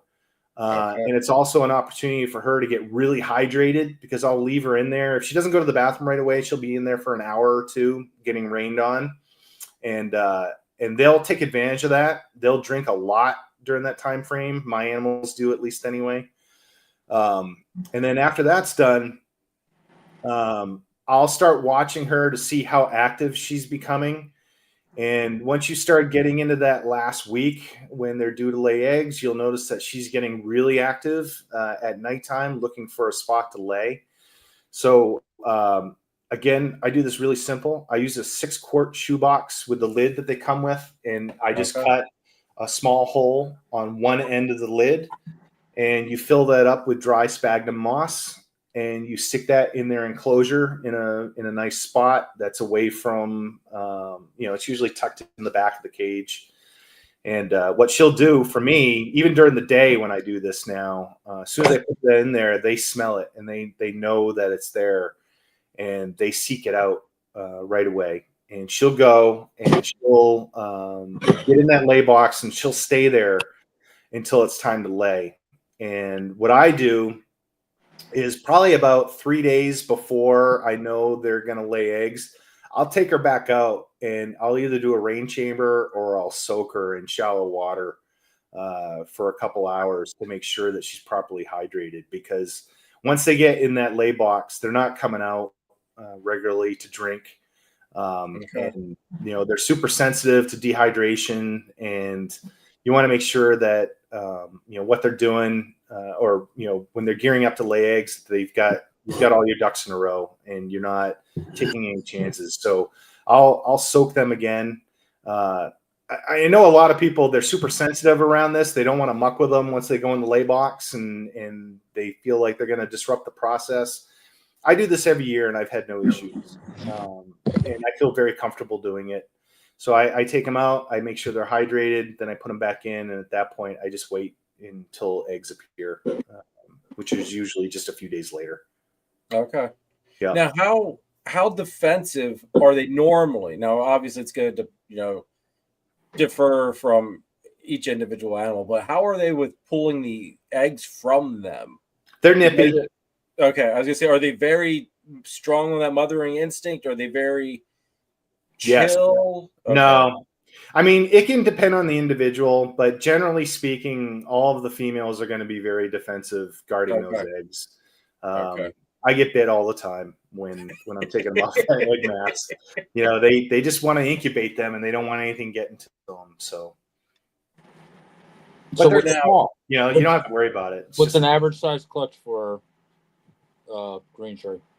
It really depends on the size of the females that you're working with. All of mine are definitely size-wise more natural in size, so they kind of mimic more of what they would be in the wild versus something that was really fed heavily in captivity. So anything like, generally speaking, in the wild, it's like a 700 to 900 gram animal would be a decent sized reproductive female. Okay. In captivity, a lot of times they're well over 1,000 grams. Really big for them, at least, anyway. So then, how many eggs do they lay roughly? Oh, sorry. Yeah, I forgot your question. My females, they're on the small side. If I were to guess, I don't weigh them, but if I were to guess, they're probably around that 800 to 900 grams, for an older female. They've been fairly consistent. I usually get around a dozen eggs from them. Yep. But it's not uncommon for big females to produce over 20. You can get 20, 24 eggs from big females. That's carpet python numbers there. Yeah. It's a lot to contend with. But I don't think that's natural. I think that those females are getting stressed really hard. Yeah. And they generally don't live super long as a result of that. All right. So what's an average span of a green cherry? They can live 20 to 30 years if you're doing everything right. Yeah. Yeah, very oriented to ball pythons and whatever. So yep. Nice. Now, after the eggs are laid, what are your incubating procedures and how are you going about with the incubation level? Yeah, so this is where I deviate. More people are doing it now, but from the jump, I don't do that suspended egg incubation method. My first clutch with these guys, I tried doing that, but because of the way my incubator was set up, I like having a lot of air movement within the incubator, and there was enough air movement getting into those egg boxes where it was drying them out more than they should be.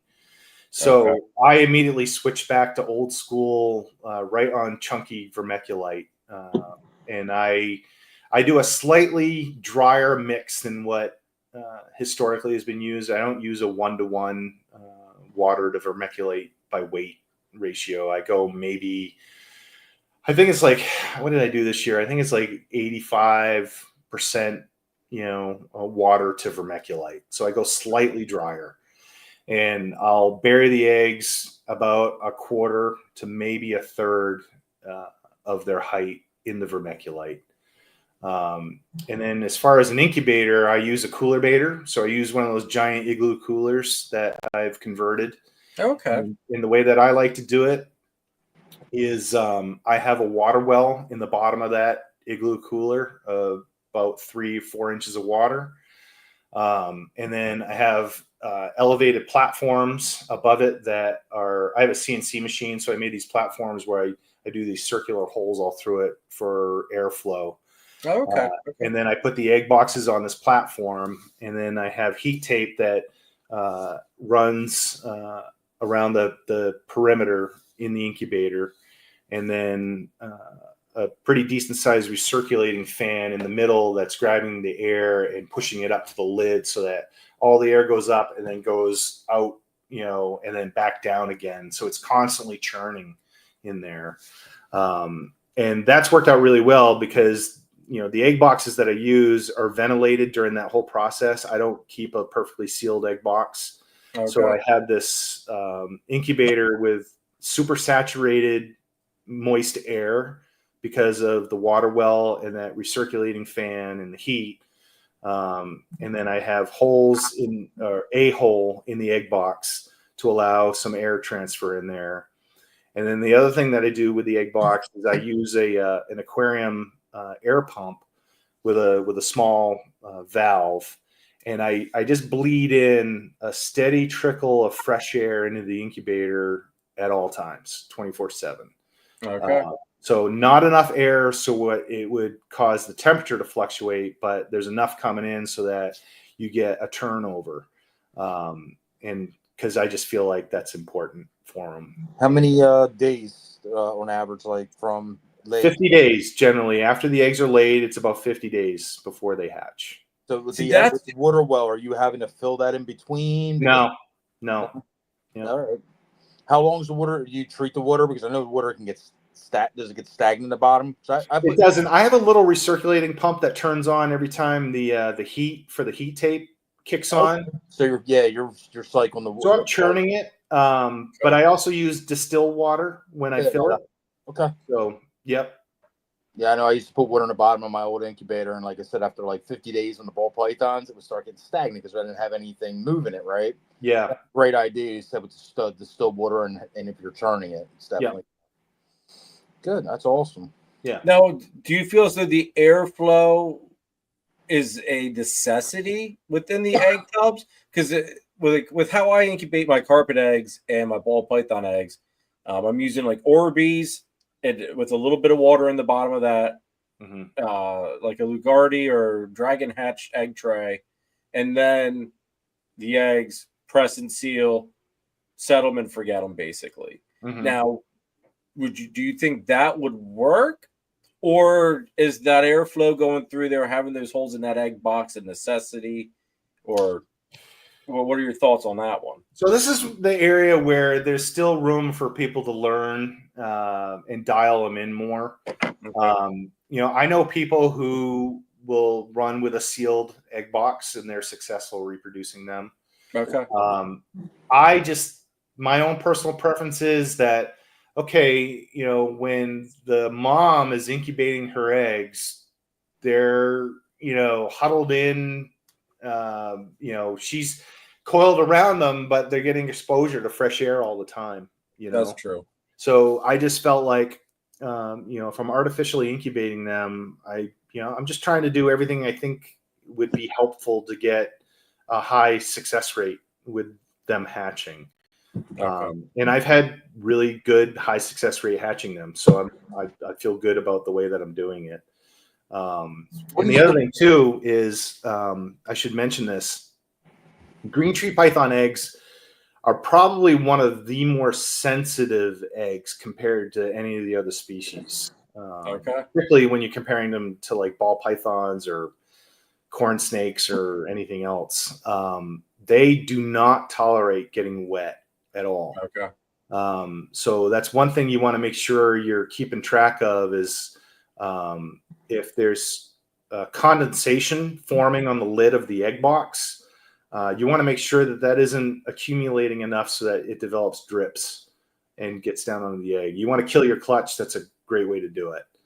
Okay. So that's good to know. Yeah. And what happens too is when you start nearing that last week of incubation, maybe even a little bit before that, the eggs start denting in and they're losing a lot of the moisture that they had inside of them. And you're going to notice that the amount of condensation building up in the egg box is going to ramp up substantially. So you want to make sure you're getting in there, wiping that off, and making sure that's not dripping on the eggs. Another thing that people do too, which is really helpful, is you can set your egg boxes up on a slant so that if the water does accumulate, rather than dripping straight down, it'll slide down the lid and away from the eggs. So I've got my incubator set up to where it's an old Coke fridge, but I've got the feet adjusted to it to where the incubator itself is sloped. Yep. Jeremy, like I don't know if this be right or not, but like I said, just a thought process with the way you incubate. I would say still incubate the way you do with these. Maybe basically get your humidifier or get your incubator, put water in it or whatever, like you said, with the pump or whatever, keep that water flowing. Get the incubator humidified, because what we do with basically the ball pythons and stuff is what we're doing is with the press and seal, you're humidifying each individual box first always. Right. So if you can get your, like I said, I do both. I used to do the water in the bottom and all that kind of stuff. So basically, if it's a fail safe, what you're doing is just trying to keep these humidities high, but the eggs dry. Yes. Yeah, it's like it goes across the board for almost all eggs, but like I said, real sensitive ones like these, you definitely don't want wetness to kind of Yeah. save the world, destroy them, all that. Yeah. So basically, maybe do a little bit bigger holes on a box, and then get your incubator more humidity. Yeah. Yeah. That makes sense. So that might be okay. You know, there's many ways to skin the cat. You Right. know, this just happens to be the way I do it, and it's worked out really well. I'm just looking at it in terms of what can I do to guarantee as much as possible being successful. Yeah. Getting And them if it's not broke, don't fix it. Right. That's my motto. That's If it the ain't beautiful broke, thing about don't fix it. About all this, like I said, he incubates out of a cooler versus maybe somebody incubates out of a $3,000 incubator. Right. He's successful at it because he figured out how to get the humidity to where it needs to be and keeping them damn eggs dry. It's basically the end goal, right? Like, yeah, it is. Yeah. So Jason, I was kind of wondering this too, as to why are the eggs so sensitive to water where other python eggs just don't care? there's a lot of like Wilma pythons are the same way. You get them wet, they're toast. Yeah. Okay. We just so used to like talking on this show about ball pythons or corn snakes, and there's so many other species out there. But again, it's why they're so rare. They're not that easy to do. If you don't got the conditions right, these things will be everywhere. But like, oh, I'm just going to breed these things and do it. It's just not the way it's going to happen, right? Yeah. Because it's like so much stuff can just fail from A to Z. Yep. So that's it's interesting. You know, if you think about it, it's like, why would they be so sensitive to it when you think about where they come from? Right. You know, they come from a super wet environment.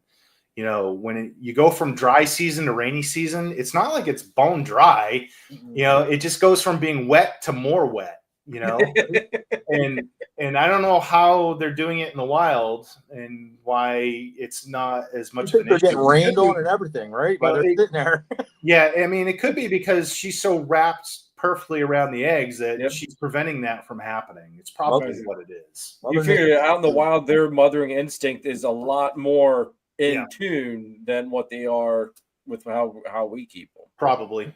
Animal instinct is amazing. It's just Mother Nature is just unbelievable. Yeah, it's crazy. Because you think like they're getting monsoon weather and shit, and she's keeping these eggs dry somehow, like whatever she has to do, and they're coming out. Yeah. But again, in the wild, a lot of these babies are lost. That's true. Yeah, So, most of them. Yep. Now, I think also too, you know, in terms of like just for new people getting into it and breeding and that kind of stuff, a lot of people freak out when you do get eggs and you start incubating, and then all of a sudden the eggs start crashing. You know, and what you're going to find out is that, you know, if you did all your homework and you put everything together properly, it's probably not your husbandry or your egg incubation technique. It's just because the eggs aren't viable. You know, they'll crash. You know, and you'll lose some out of the clutch. You might lose the whole clutch. You know, it just happens. You know. Yeah. Determination. So a lot of people see failure sometimes in the beginning, and they throw in a towel too quick. There's a lot of failure with people trying to incubate green tree python eggs. A lot. Even with the ball python thing, I knew people starting. They're like, "Oh my god, my baby's kinked. Oh my god, I have slugs." So it discourages them instead of like just keep on grinding. This stuff happens, right? Yeah. So I'm sure even in your world, it's even more difficult. You're going to see way more, maybe higher end of bad stuff, like in the beginning, even experienced, right? Right. Keep grinding and just keep fixing what you can. Yep. I mean, I could see the big discouragement where, you know, it's not like the balls where we're talking 2, maybe 3 years tops. So you're talking 4 or 5 years, if not maybe even longer, till you get a successful clutch, and then you have that kick in the balls, basically. It is a kick in the nuts. And it's just like, I think that would be the big discouragement there on that one, is that, you know, the balls take a lot less time than what the green trees do. Yep. I play with Wilma pythons, and I have still yet, personally, to make a good Wilma python egg. I have not made a baby. I've had these things for 5 years. They get kicked in the balls now 3 years in a row, and I'm like, okay. Yeah. I told I don't know about you. I know it's frustrating, but that's the stuff that keeps me like keeps me in the going, moment, right? you know? I talked to a couple guys that like do this stuff, and they're like, "Oh, dude, it happens." They just have more volume, right? Yeah. Like it's not like it's a easy to do thing, because if it was, again, everybody be doing it. Right. And you get bored, you Yeah. know? Yeah.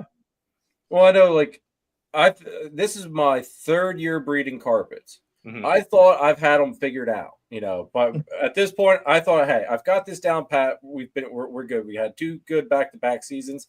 This year, they have decided to go completely off script, not do anything by the book at all. And I sit here thinking, it's like, what in the world are you all doing? Yeah. I throw the ultrasound on them. They've got eggs. Yeah. And what I see on the ultrasound is egg size. It's, you know, beyond ovulation size. This is off topic, Jeremy, real quick though. When did they lay for you last year? What was the date? Oh God, I'd have to look. I think the first clutch was by now, and that would have been Lagatha. But if you go by her shed, she just shed today. This might be an instant question for you too. So it's With- like 30 like days. She's basically a month off. With the ball pythons, usually if a girl lays, right, within the next year, I have found that a ball python will lay usually within a month before, a month after, or in that time frame from the year they lay before. It usually never differs from that. Like if they lay August 31st, they might lay the month before, a month after August. Ball pythons. Do the green trees do the same kind of thing? They lay the same time every year, or is it randomized? It's funny you mentioned that. So you can get eggs year round with these Mhm. guys, Okay. depending on how you're doing your cycling. But like for mine, because I have a regiment that I do every year. This year, for whatever reason, all of them were pushed out a couple months. A couple months. Yep, from Oh. when they were laying eggs before, and I did everything the exact same. But that's definitely And- off. And what's interesting about it too is, you know, you talk to other people and they're like, yeah, it's been the same thing for me this year. So it makes you wonder, like, what's going on? I don't know. We're that usually about is doing 30 that, clutches you deep know? in balls. We're only on clutch 1 this year, but the girls that were laid last year are within a month before now. Usually after for us. They're now pushed a whole month before bigger follicles than they were a year ago. I'm like, this is weird because they're later year on the girls. It just seems like we're gonna get slammed like this year, all one shot versus first wave, second wave. Staggered out. Yeah. So we'll see what happens. But I didn't know how it worked with the green trees or even your carpet stream. If they did that whole year to lay before, late a year before, is it within that month or two? Generally speaking, they're predictable. It's just every once in a while they want to throw you a curveball. You know? I was gonna say that, but see, here's where I think a lot of, like, I'll use the carpet breeders for example. Every carpet breeder I have talked to, when I went through trying to find out what follicle size do they ovulate at, you would be surprised how many people or how many looks I got from people going, why in the world are you worrying about what size they're ovulating at? They breed seasonally, just breed within the season. Mm-hmm. It's like that, you know, that ball python breeder mentality. I've got the technology.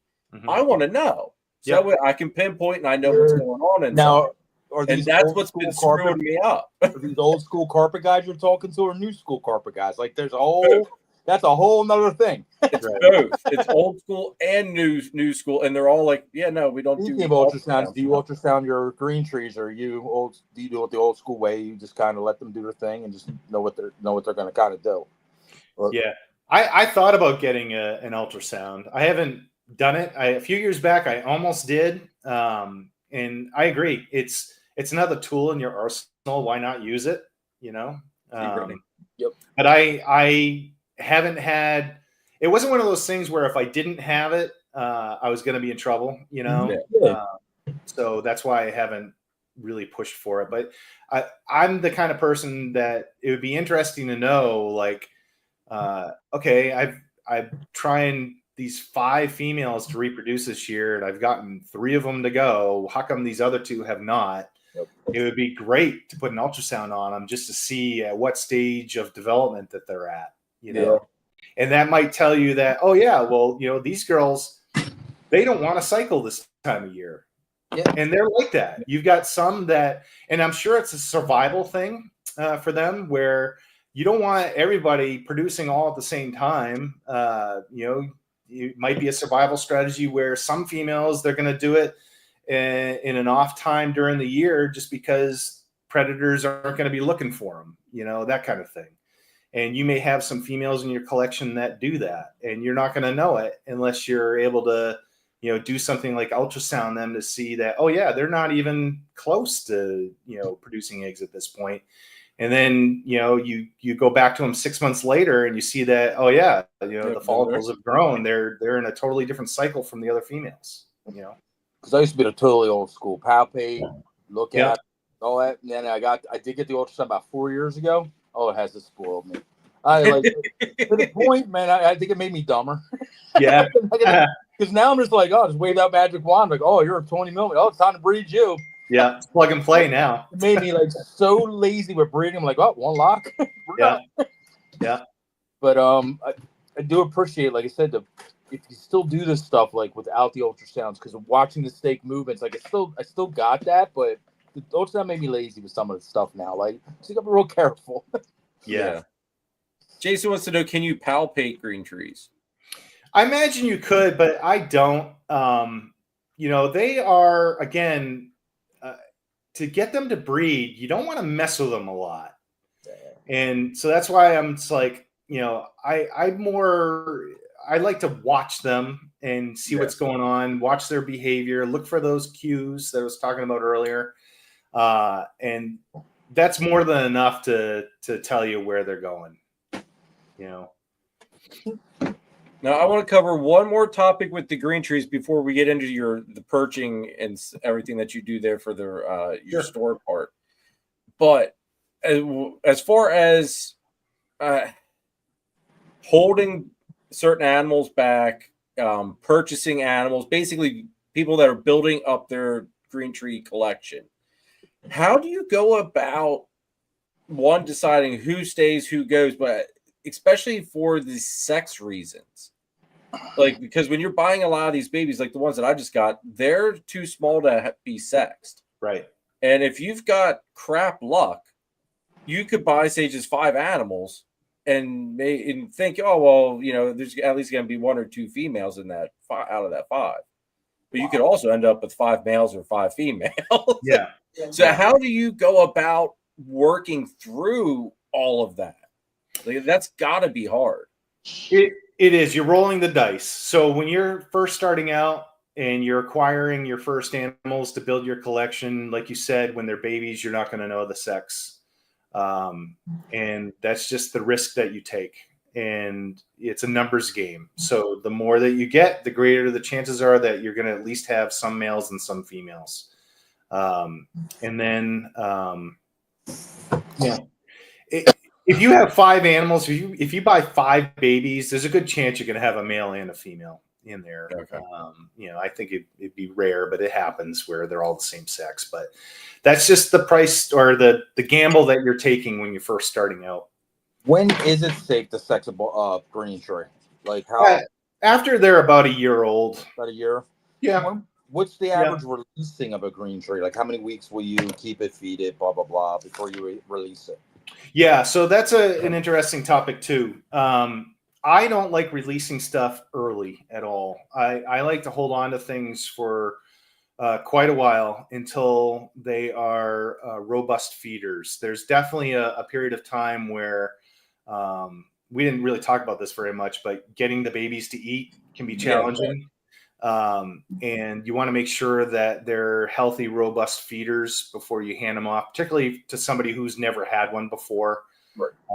And that's been something that I've been learning too, is how to teach other people how to deal. It's not uncommon when you ship a baby green tree python that was like the most amazing feeder for you when you had it in your collection to all of a sudden decide that it doesn't want to eat when it gets to the new owner.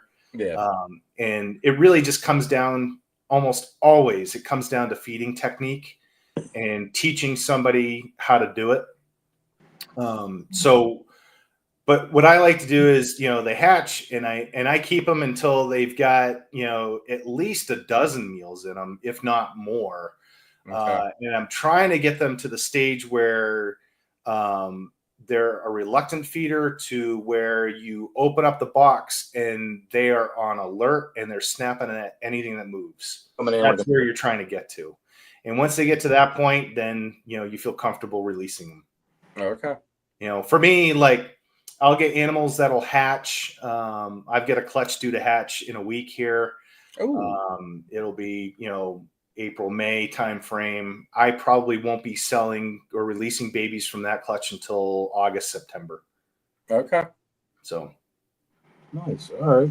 And I imagine that also gives you time. Like, they're going to get a couple of sheds in there anyway. You can kind of start to see maybe by that point what they're kind of doing color wise a little bit, possibly. Not really. No? Okay. Yeah. Generally speaking, you need to get to the point where they're going to start going through that color change. And that doesn't happen until they're about a year old. Okay. You'll get some different ones where they do it early or whatever. But for the most part, at about a year is when they'll start. Okay. And that can give you some indications when they first start that change, what direction they might go in. And that helps to decide what are going to be your holdbacks.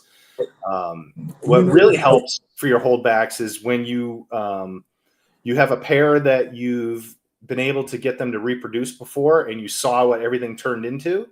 And then you can kind of look at the babies and go, oh yeah, the shade on this one is very similar to that other one that turned out phenomenal. Okay. And there's a good chance that may go in the same direction. At least that's been how it's been in my own personal collection. It's not always the case, but it is with some of the ones that I've been dealing with. Have you noticed like some take forever to change and some are snap? Like when we got ours, we got ours cheaper because like literally he had a broken tail. They tried sexing him when he was a baby, which was a terrible idea. So he has a bump in his tail. Yeah. But he got up to about a year and a half old and he was still that yellow color, like bright and vibrant. Mm-hmm. Literally, we went down. We went away that weekend. We came back that weekend. He was going to the shed. He literally snapped the green. Yeah, change overnight. It was literally a snap. Like we could see it through his shed, and it was all green. I'm like, what? Wild. Yeah. Yeah. And other people's are all blotchy, and they all all kind of crazy. Took forever to change. Yeah. Like, and that comes down to locality. Yeah. So Biocs are known for being really slow changers. Okay. They continue to change throughout their whole life, but when they first start that color change, you're talking years for them to finish that a lot of times. Yep. Whereas you'll get some localities where, like an Aru or even like some of the stuff that I'm working with, Maniquari, they can literally change overnight, some of them. Yep. But then you'll get some babies where it's drawn out and it's not rapid. So it can be species, subspecies dependent, and it can also be the individual. I will say, anybody that wants to get into green trees, this is one of the coolest things I've ever seen. Like that. Yes. Because it was, like I said, it was in that deep, deep shed. And you know what snakes look like in shed. And I could see the green shining through the shed. I'm like, this son of a bitch was yellow when we left for the weekend. And Yeah. green. Wild. Like, and then you see the whole blue. He had the blue stripe and everything within like a week and a half after shedding. Yeah, it's amazing. It was unreal. Keith here wants to know, Keith, also, thank you very much, dude, for the $5 super chat. I appreciate it. What do you feed or what do you start the babies on? Yep. So I use red hot pinks. So the smallest pinky mice that I can get. And I generally use chicken down as the scent on them. So I thaw them out in water and then I roll some chicken down on them, on their head. Make sure it sticks, and then I use that to tease them. You know, some of the animals right away cue in on that scent and will grab it, and then others you got to pester them to get them worked up before they'll grab it. But that's how I go about it. The chicken gizzards, a lot of people are using that now. From what I hear, it works really well. I haven't personally done it yet. I might this year. I don't know. I haven't gotten around to it. But that, no reason not to. And then I know also a relatively recent thing is people started using captive born lizards to get them to eat. And that's been really successful for a lot of people. It's their natural prey. And I tried it initially And I don't know if it was just because the skink species that I used wasn't something that they liked, but it looks as though crested geckos work incredibly well to get them to go. So, that's one thing that people use. I think morning geckos is another one that people have used. I was going to say, I think Chris Shelley, they were my buddy that wanted to be on here tonight but couldn't. I think he has house geckos or something like that he just got. And I think that he was thinking about using them possibly for feeders for the baby green trees. Yeah. Just bought a bunch of crested geckos off of me too for the same reason. Yep. Oh, really? Yeah. All right. Yeah, from what I've heard and seen, the crested geckos work really, really well. It's not bulletproof, but it works. And the benefit, I think the reason why people didn't do that in the past was, first off, nobody was mass producing lizards like that. Right. So the availability of them didn't really exist. Yep. Whereas now crested geckos are, they're a mainstay in the hobby. There's a ton of them out there. It's starting to become almost like a food trade. I get it. Right. And they've got them totally dialed in. They're super easy to reproduce. So now, okay, that makes it, something that's actually accessible now. And then also because crested geckos, you've got the benefit of, you've got an artificial diet that you can raise these babies on before you feed them off. So you're not introducing any parasites potentially to the snakes. So it works out really well. It's a good time to be jumping in the hobby because all this stuff's available now. Some people very, very true about this kind of stuff, but it is what it is. Yeah. So. Well, you figure, if you're making, breeding lizards for food, it's no different than breeding rats. It's not part of the food chain. It's just no different. It's the same thing. It's just the food chain. It's just how it goes. We talked about the one night with the ball pythons and people buying normals for cobra food, basically. It's something we might not want to think or, it'll be talked about. That's a whole other subject for a whole other day, but it will be a reality one day. We are getting to the point. There's certain things that are just a lot here. And if it benefits another animal, basically, as a food chain thing, it's just how it goes. Ethically, I don't have a problem with it. No. Yeah, I really don't. I'd rather, honest to God, go to something like that than somebody mistreat it and just let it die a horrible death. Right. Yes. So. I agree. All right, let me run the last channel sponsor, and then I want to dive in. If you got time, Dave. Sure. I don't know how long you're able to stay up here. I know it is 10 o'clock, but I would love to be able to dive into the perching real quick. Yeah. Sure. Awesome. All right, let me run this last channel sponsor, and then we will dive into that. Make sure you check out Nathan at Infinite Possible Python. Make sure you check out Nathan at Infinite Possible Pythons. He is your guy to go to if you want to get into the Bang project. On top of it, he's working a bunch of awesome ball python projects.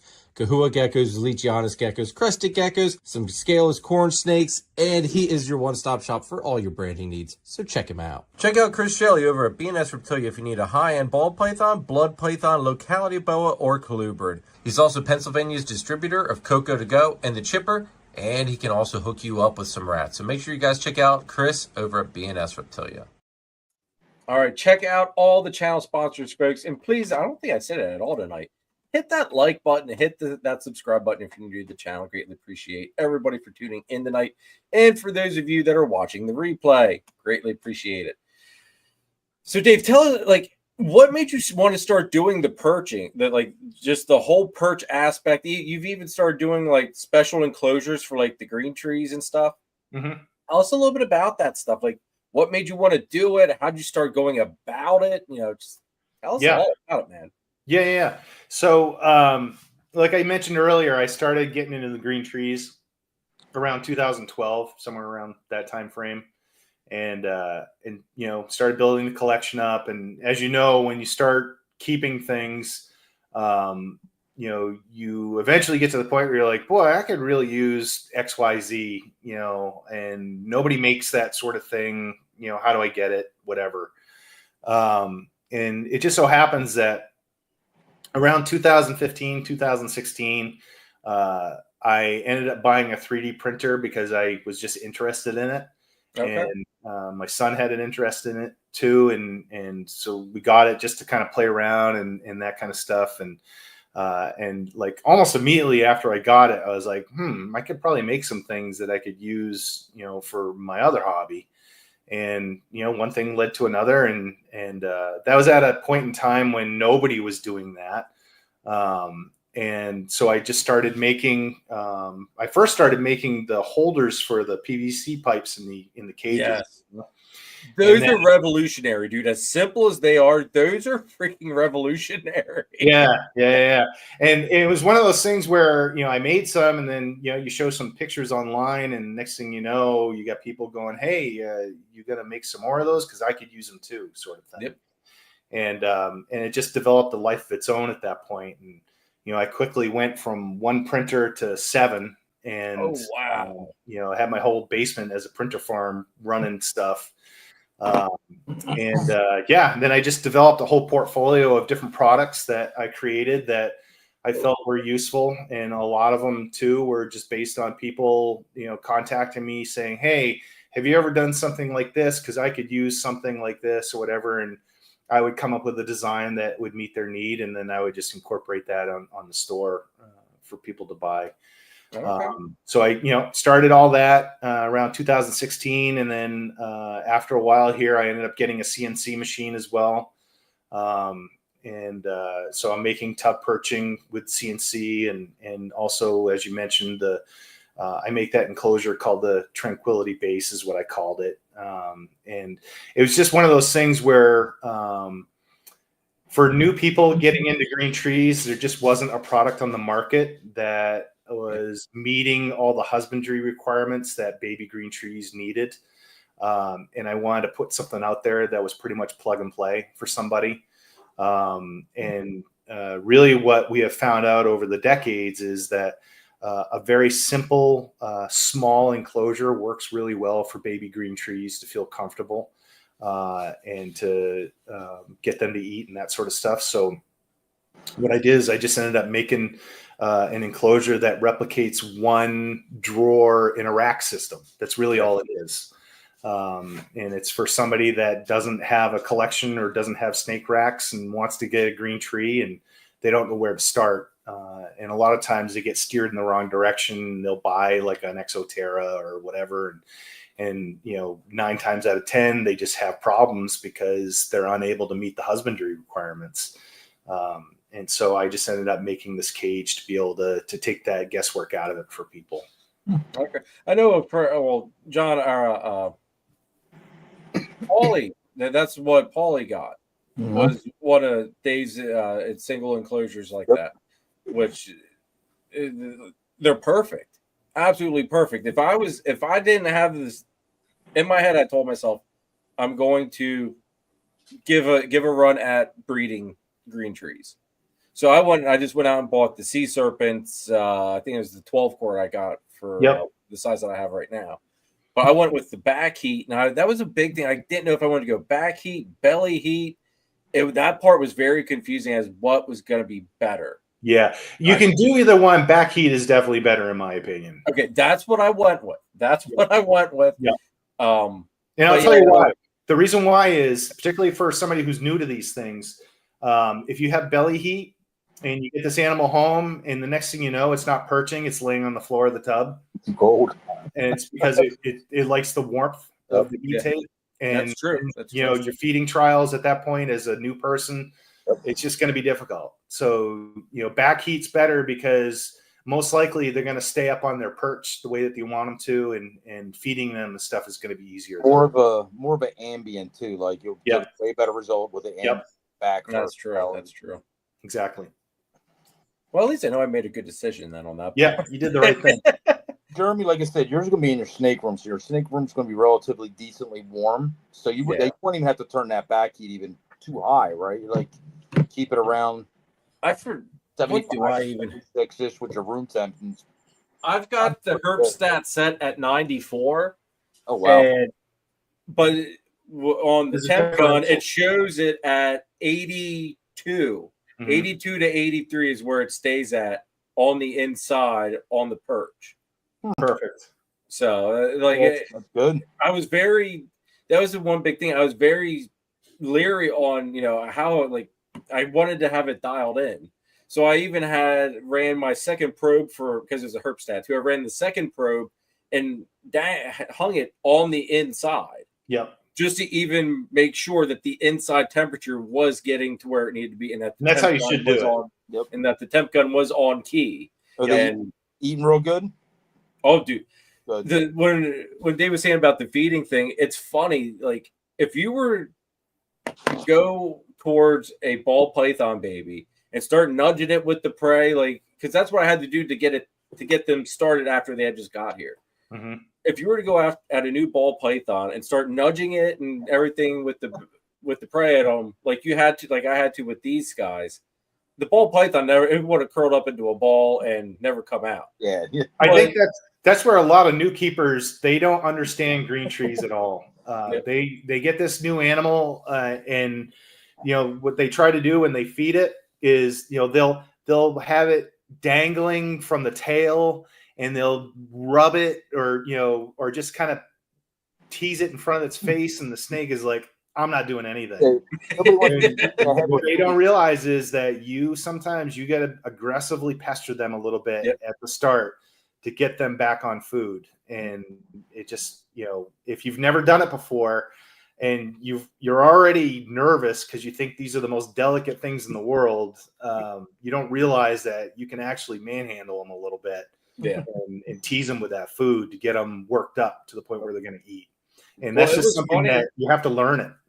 It was funny because when I went in there, it's like, all right, well, you're not paying much attention. All right, we're going to start bumping you with it. The reaction was like their head popped up from their normal resting position, and they looked right at like, who the hell do you think you are? Right. Yeah. And then it was on. Yeah. Yeah. But I'm going to grab, I have some of your purchase sitting over here, Dave, that I can show everybody so that way they can see.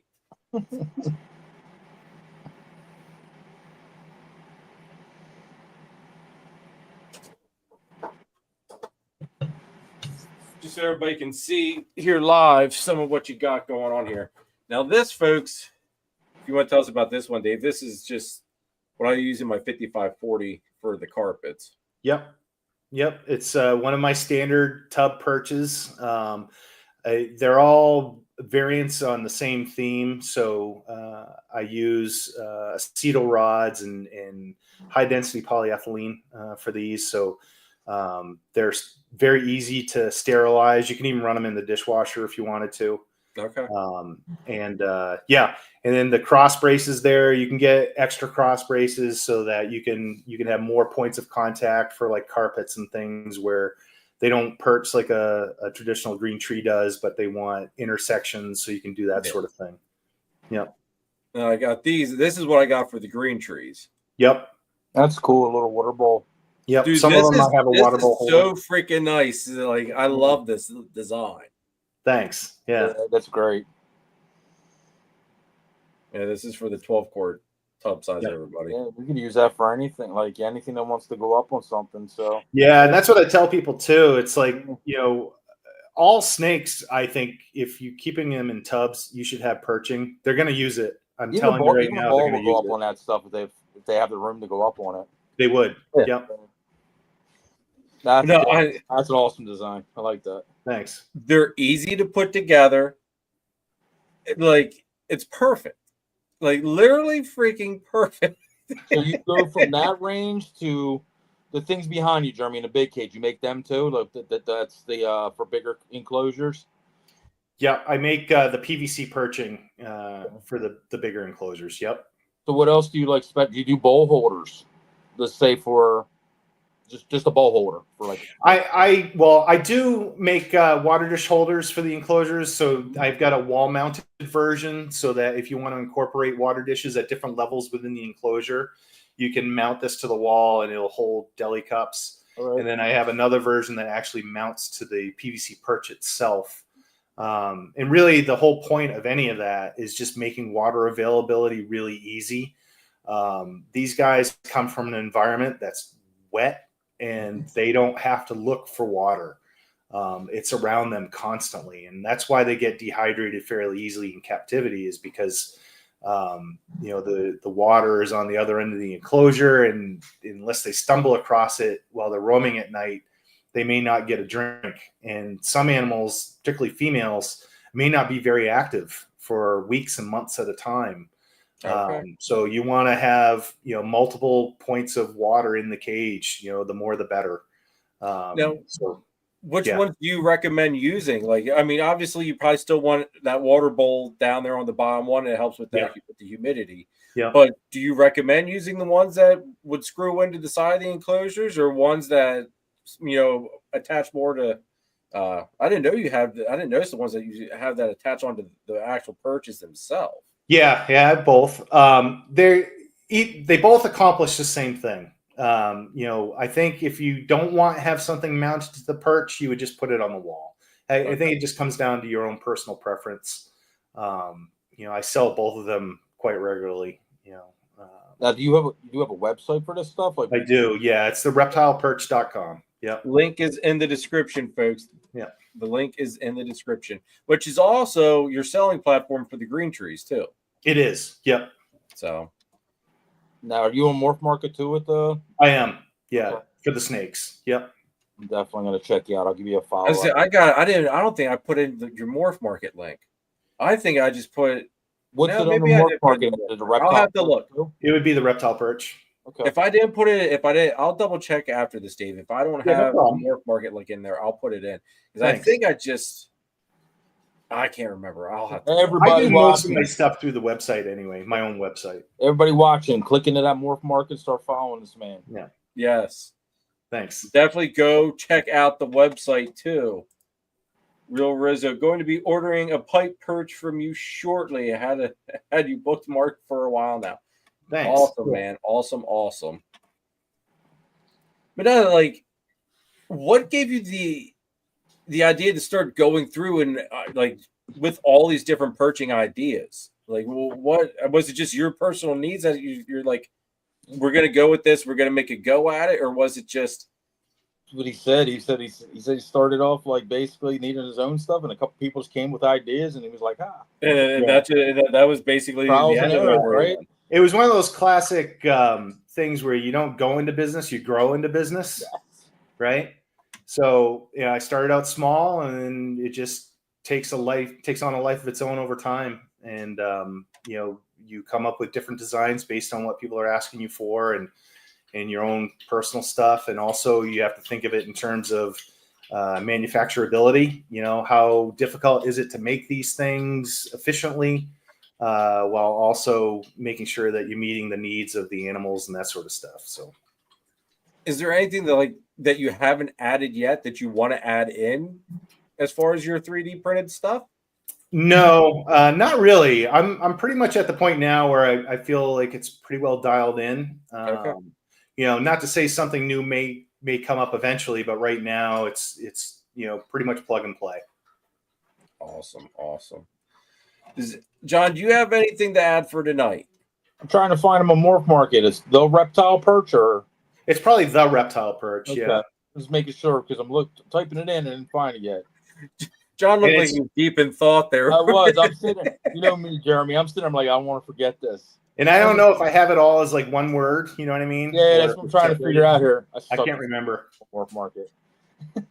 Does anybody in the chat have any questions I for found Dave it. here tonight? And I had to say, this is probably the quietest this chat has ever been. And I know. I think it's everybody's gotta just soaking be- everything in right now because everybody's like, we're so used to talking about ball pythons or Yep. colubrids. Like this is way outside of the realm of a lot of people. Like this, we learned a lot of information here tonight. This is why I was excited to get Dave on. Yeah. Like this is like, if you noticed the past couple of lives, I've been kind of sitting back, letting everybody else talk. But I was very, very boom with stuff tonight. And it's like I was excited for tonight. Nah, there's so many cool reptile species out there, and I hear about like certain ones, especially green trees. They are a huge interest by a lot of people. At least I think so. Yeah. In a ball python breeder, I've always talked to a lot of people, and they're always the green tree. The green tree. What's your dream reptile? The green tree, right? Yeah. because they're so beautiful. Everybody, and a lot of people that taboo on them, they're scary. They got big teeth. They snatch birds out of the air, and I'm like, guys. No. Yeah, you know, Honestly, if boas- anybody's thinking about it, don't hesitate. Jump in and get them. They're amazing. like green tree boas and green tree pythons are not the same.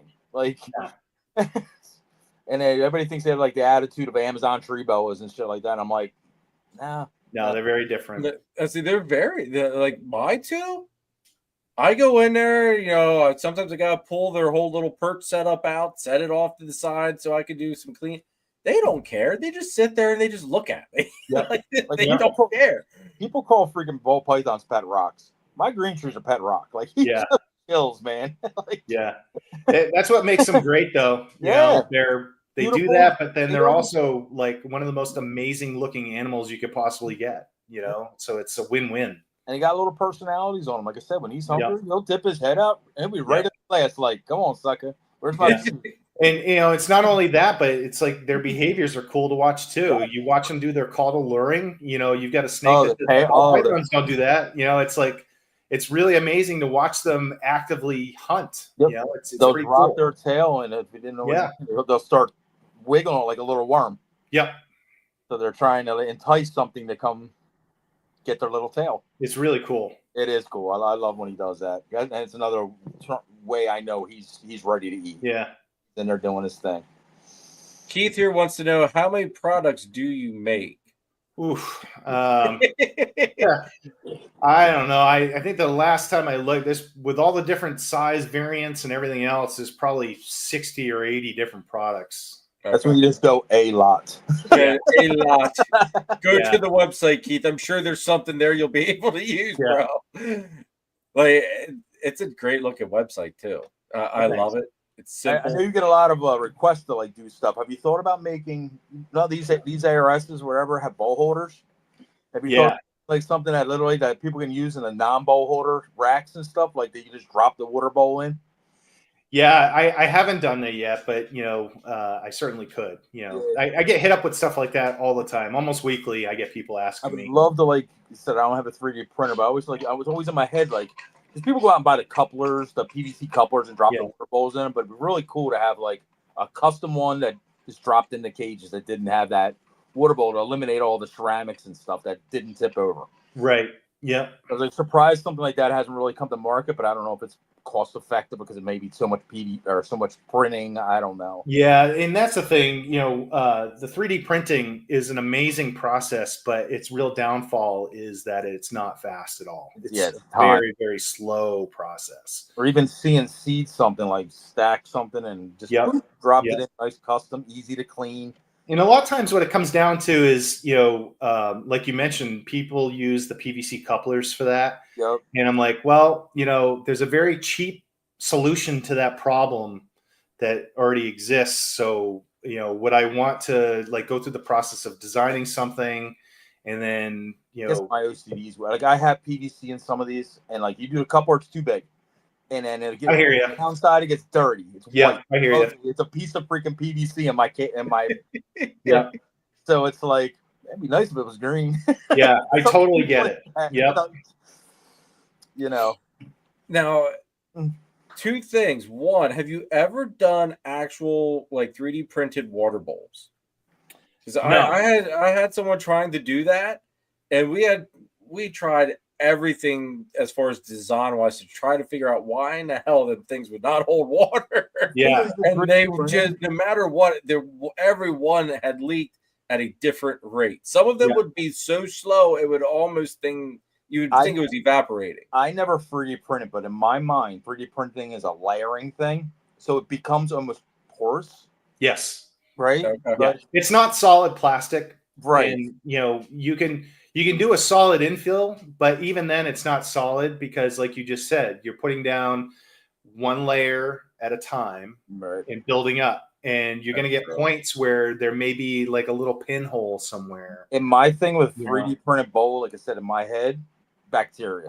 Because it's 100% smooth contact surface that can just be clean. Something's going to seep into it, whether it's cleaner, water, whatever you're using. I would feel it able to get trapped somewhere inside a water bowl.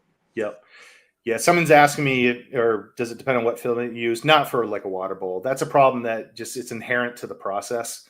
And again, it's one of these things where you can come up with a lot of different ideas, but does it make sense to spend 30 hours printing this? True. When you can just buy a water dish? Exactly. Yeah. That kind of thing. This is true. Especially like you did any good will find dog balls for $2 or whatever they are. Reptile shows. Right. But yeah, I think it'd be cool to like have a coupler to like they just drop the water bowl in and it doesn't tip. Yep. That would be very easy to make with the 3D printer for sure. Yeah. Then put Now your logo on it, like Jeremy's talking about, because Jeremy got him made. He put his Warful logo in it, and they look fantastic. But they leaked like here. Oh, it's cool as hell looking, but I can't still like got fucking it, water in dude. this shit. I'm like, I don't know, use it bro. now for, like for weight pulls and stuff. Like, I mean, it looks so freaking nice. Yep. To me, it looks like a petri dish for freaking disaster. There's some bacteria building up in that thing. Oof. Hang that thing on your wall, buddy. Well, I use it now for like when I weigh snakes and like the balls. When I go to get weights and stuff, I just plop their little butts in there, and there you go. So I still found a use for it. The snake wires. Yeah.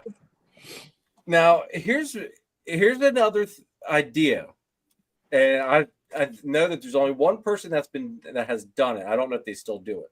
But what about something for like the thermostats, like the actual like thermostats, to be able to lift them up a little bit? Oh, that's a great idea. The probe. No, I guess you could 3D print something for the rack for like the heat panels on the racks. But I'm talking about just the thermostat itself, because when they're up on like the top of the racks or even on top of like the PVCs, so they're bent down, so they're lifted. Tilted down so when you look up at it. Oh, yeah. Tall racks, people that are 5 foot, like my wife, she can't ever see the thermostats. Yeah. If it was leaned down, like basically on the end of a rack, she could actually see it. That's a you could totally do something with a 3D printer to solve that problem. A great idea, Jeremy. Very easy. Yeah. We might have to work on that, Dave. Sure. Get something to hook on top of like an ARS rack, like that would clip on. Yeah. And like bend down and lean down. That would be great.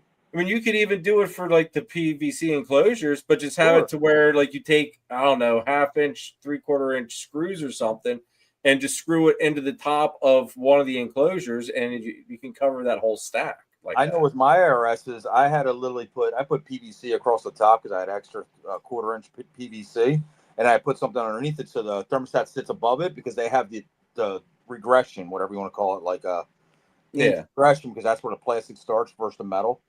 So basically, if you put a thermostat up there, you wouldn't even see it. It'd be like half of it be missing. So I have to bump them up so you can actually see them. But to actually tilt them down, that'd be a crazy idea to see them. We might have to work on that, Dave. Yeah. You let me know what information you need, because I would love to have something. Height isn't an issue for me. But it is like, instead of having to like lift my head, it just I get it. I'm just getting old and lazy. I don't know. Yeah. Just look up and have it be right there staring at me. You know what the dimension of that tube is on an ARS. Basically, make a whatever so it sits on that so it can't fall off, and then put it up in the back so it tilts. So it's definitely doable. Just got to get the dimensions right. Yep. Let's see, Charlie. What's up, dude? Trying to make some money here. I made some that go on the sides of my racks to hold the thermostats. Okay. We're trying to make you some money here, Dave. We're gonna get some more ideas and get some stuff sold for you.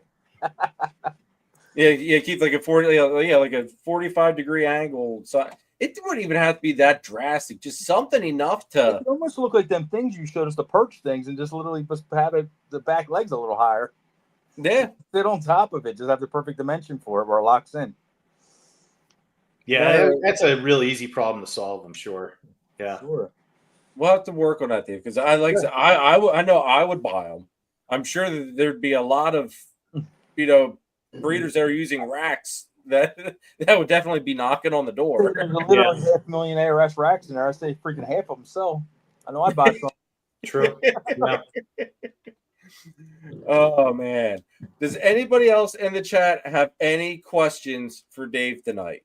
Because if not, we will let this man get some rest because I just appreciate you being on here. I mean, we're at pleasure's 2.5 hours. I normally try to stick to 2 hours, but I knew it's like if we could keep you on as long as you could stay on, we're gonna do it.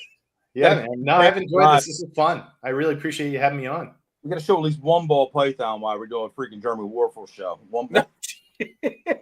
Girl's out, like, that's why she's right behind me. This girl freaking went into a huge swell.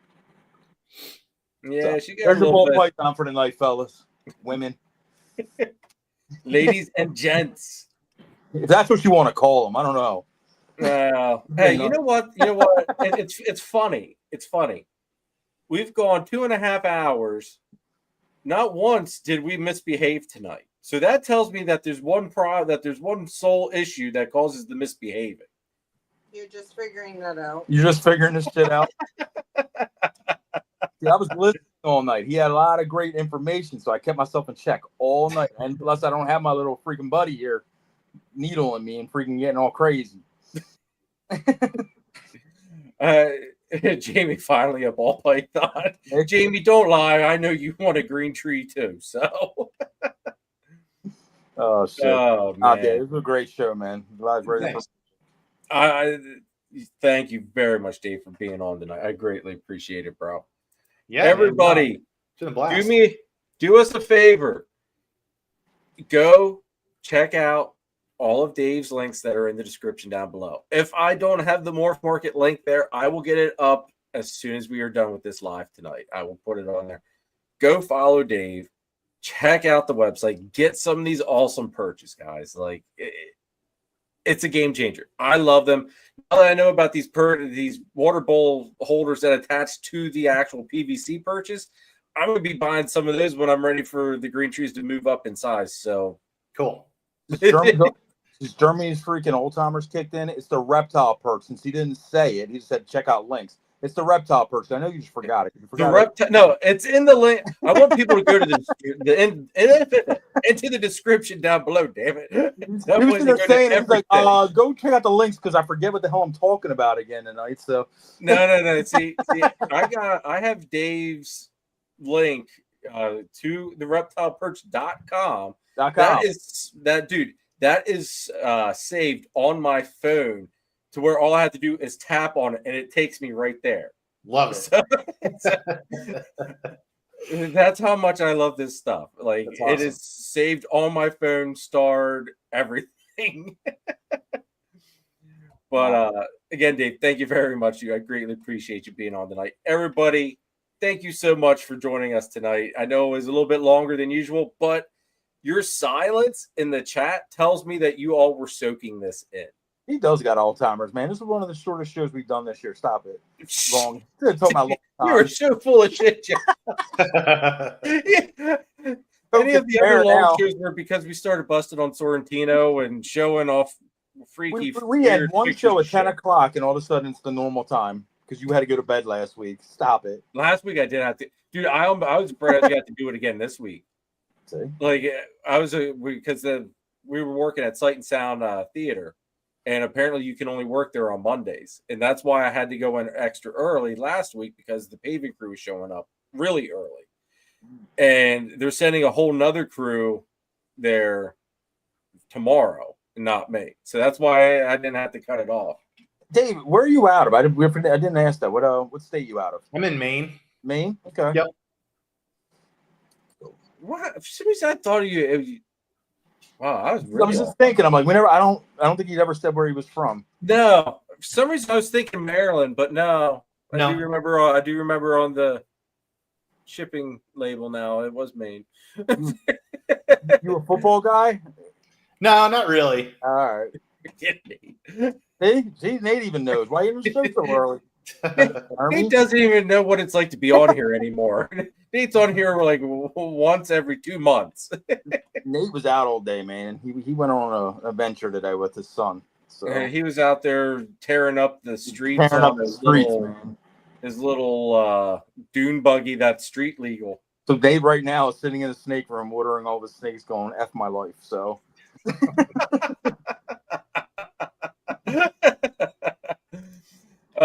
Thank you very much, Terry. Appreciate it. Appreciate it. Everybody, that's going to be it. Like I said, hit that like button, hit that subscribe button, hit that notification bell. Check out Dave at the reptileperch.com. Check out all of his links. Go to the Morph Market. Follow him on the Morph Market. Follow. Follow all of us. All that good stuff. Definitely follow him on Instagram as well, because his Instagram link is down there. I believe the Facebook link is there as well. So you guys just go do what you got to do. You guys know what you're supposed to do. So just do it. This week's video, I don't know what it's going to be, because I didn't even get a video out this week, this past week, because work was crazy, and not gonna lie, I didn't know what to do a weekly video on, so I'm sorry. But anyway, that's gonna be it, folks. Have an awesome rest of the week. We'll see you Sunday. Who do we have? Next Sunday is Shelly's guest. Blake from Renaissance Snakes is who our guest is next Sunday. So that'll be a fun one. Oh, also, if you are local or Maryland, Delaware, New York, New Jersey, come out and see us at the Oaks Reptile Show on Saturday. We're all going to be there at Oaks. I know I said Hamburg was going to be my last show. I'm going to do Oaks yet. We'll do Oaks, and then we'll call it, take a little break for a little bit from shows. But so come out, say hi, see what we got, buy some stuff, please. I would love to be able to say I'm all out of stock, but I can't say that if I've got 7 animals total. The one beautiful Jungle Boy is still up for grabs, folks. So go get on it, go get him. But if I wasn't going to Flora Fauna, that's right, Gabby's going somewhere else. You got better things to do. Tell you what. But everybody, have an awesome rest of the week. And Dave, just hang on here 1 second. I'll bring us back on stage here after everything wraps up. But we will see you next week here, 8 p.m. Eastern Standard Time, folks. Have an awesome week. Later.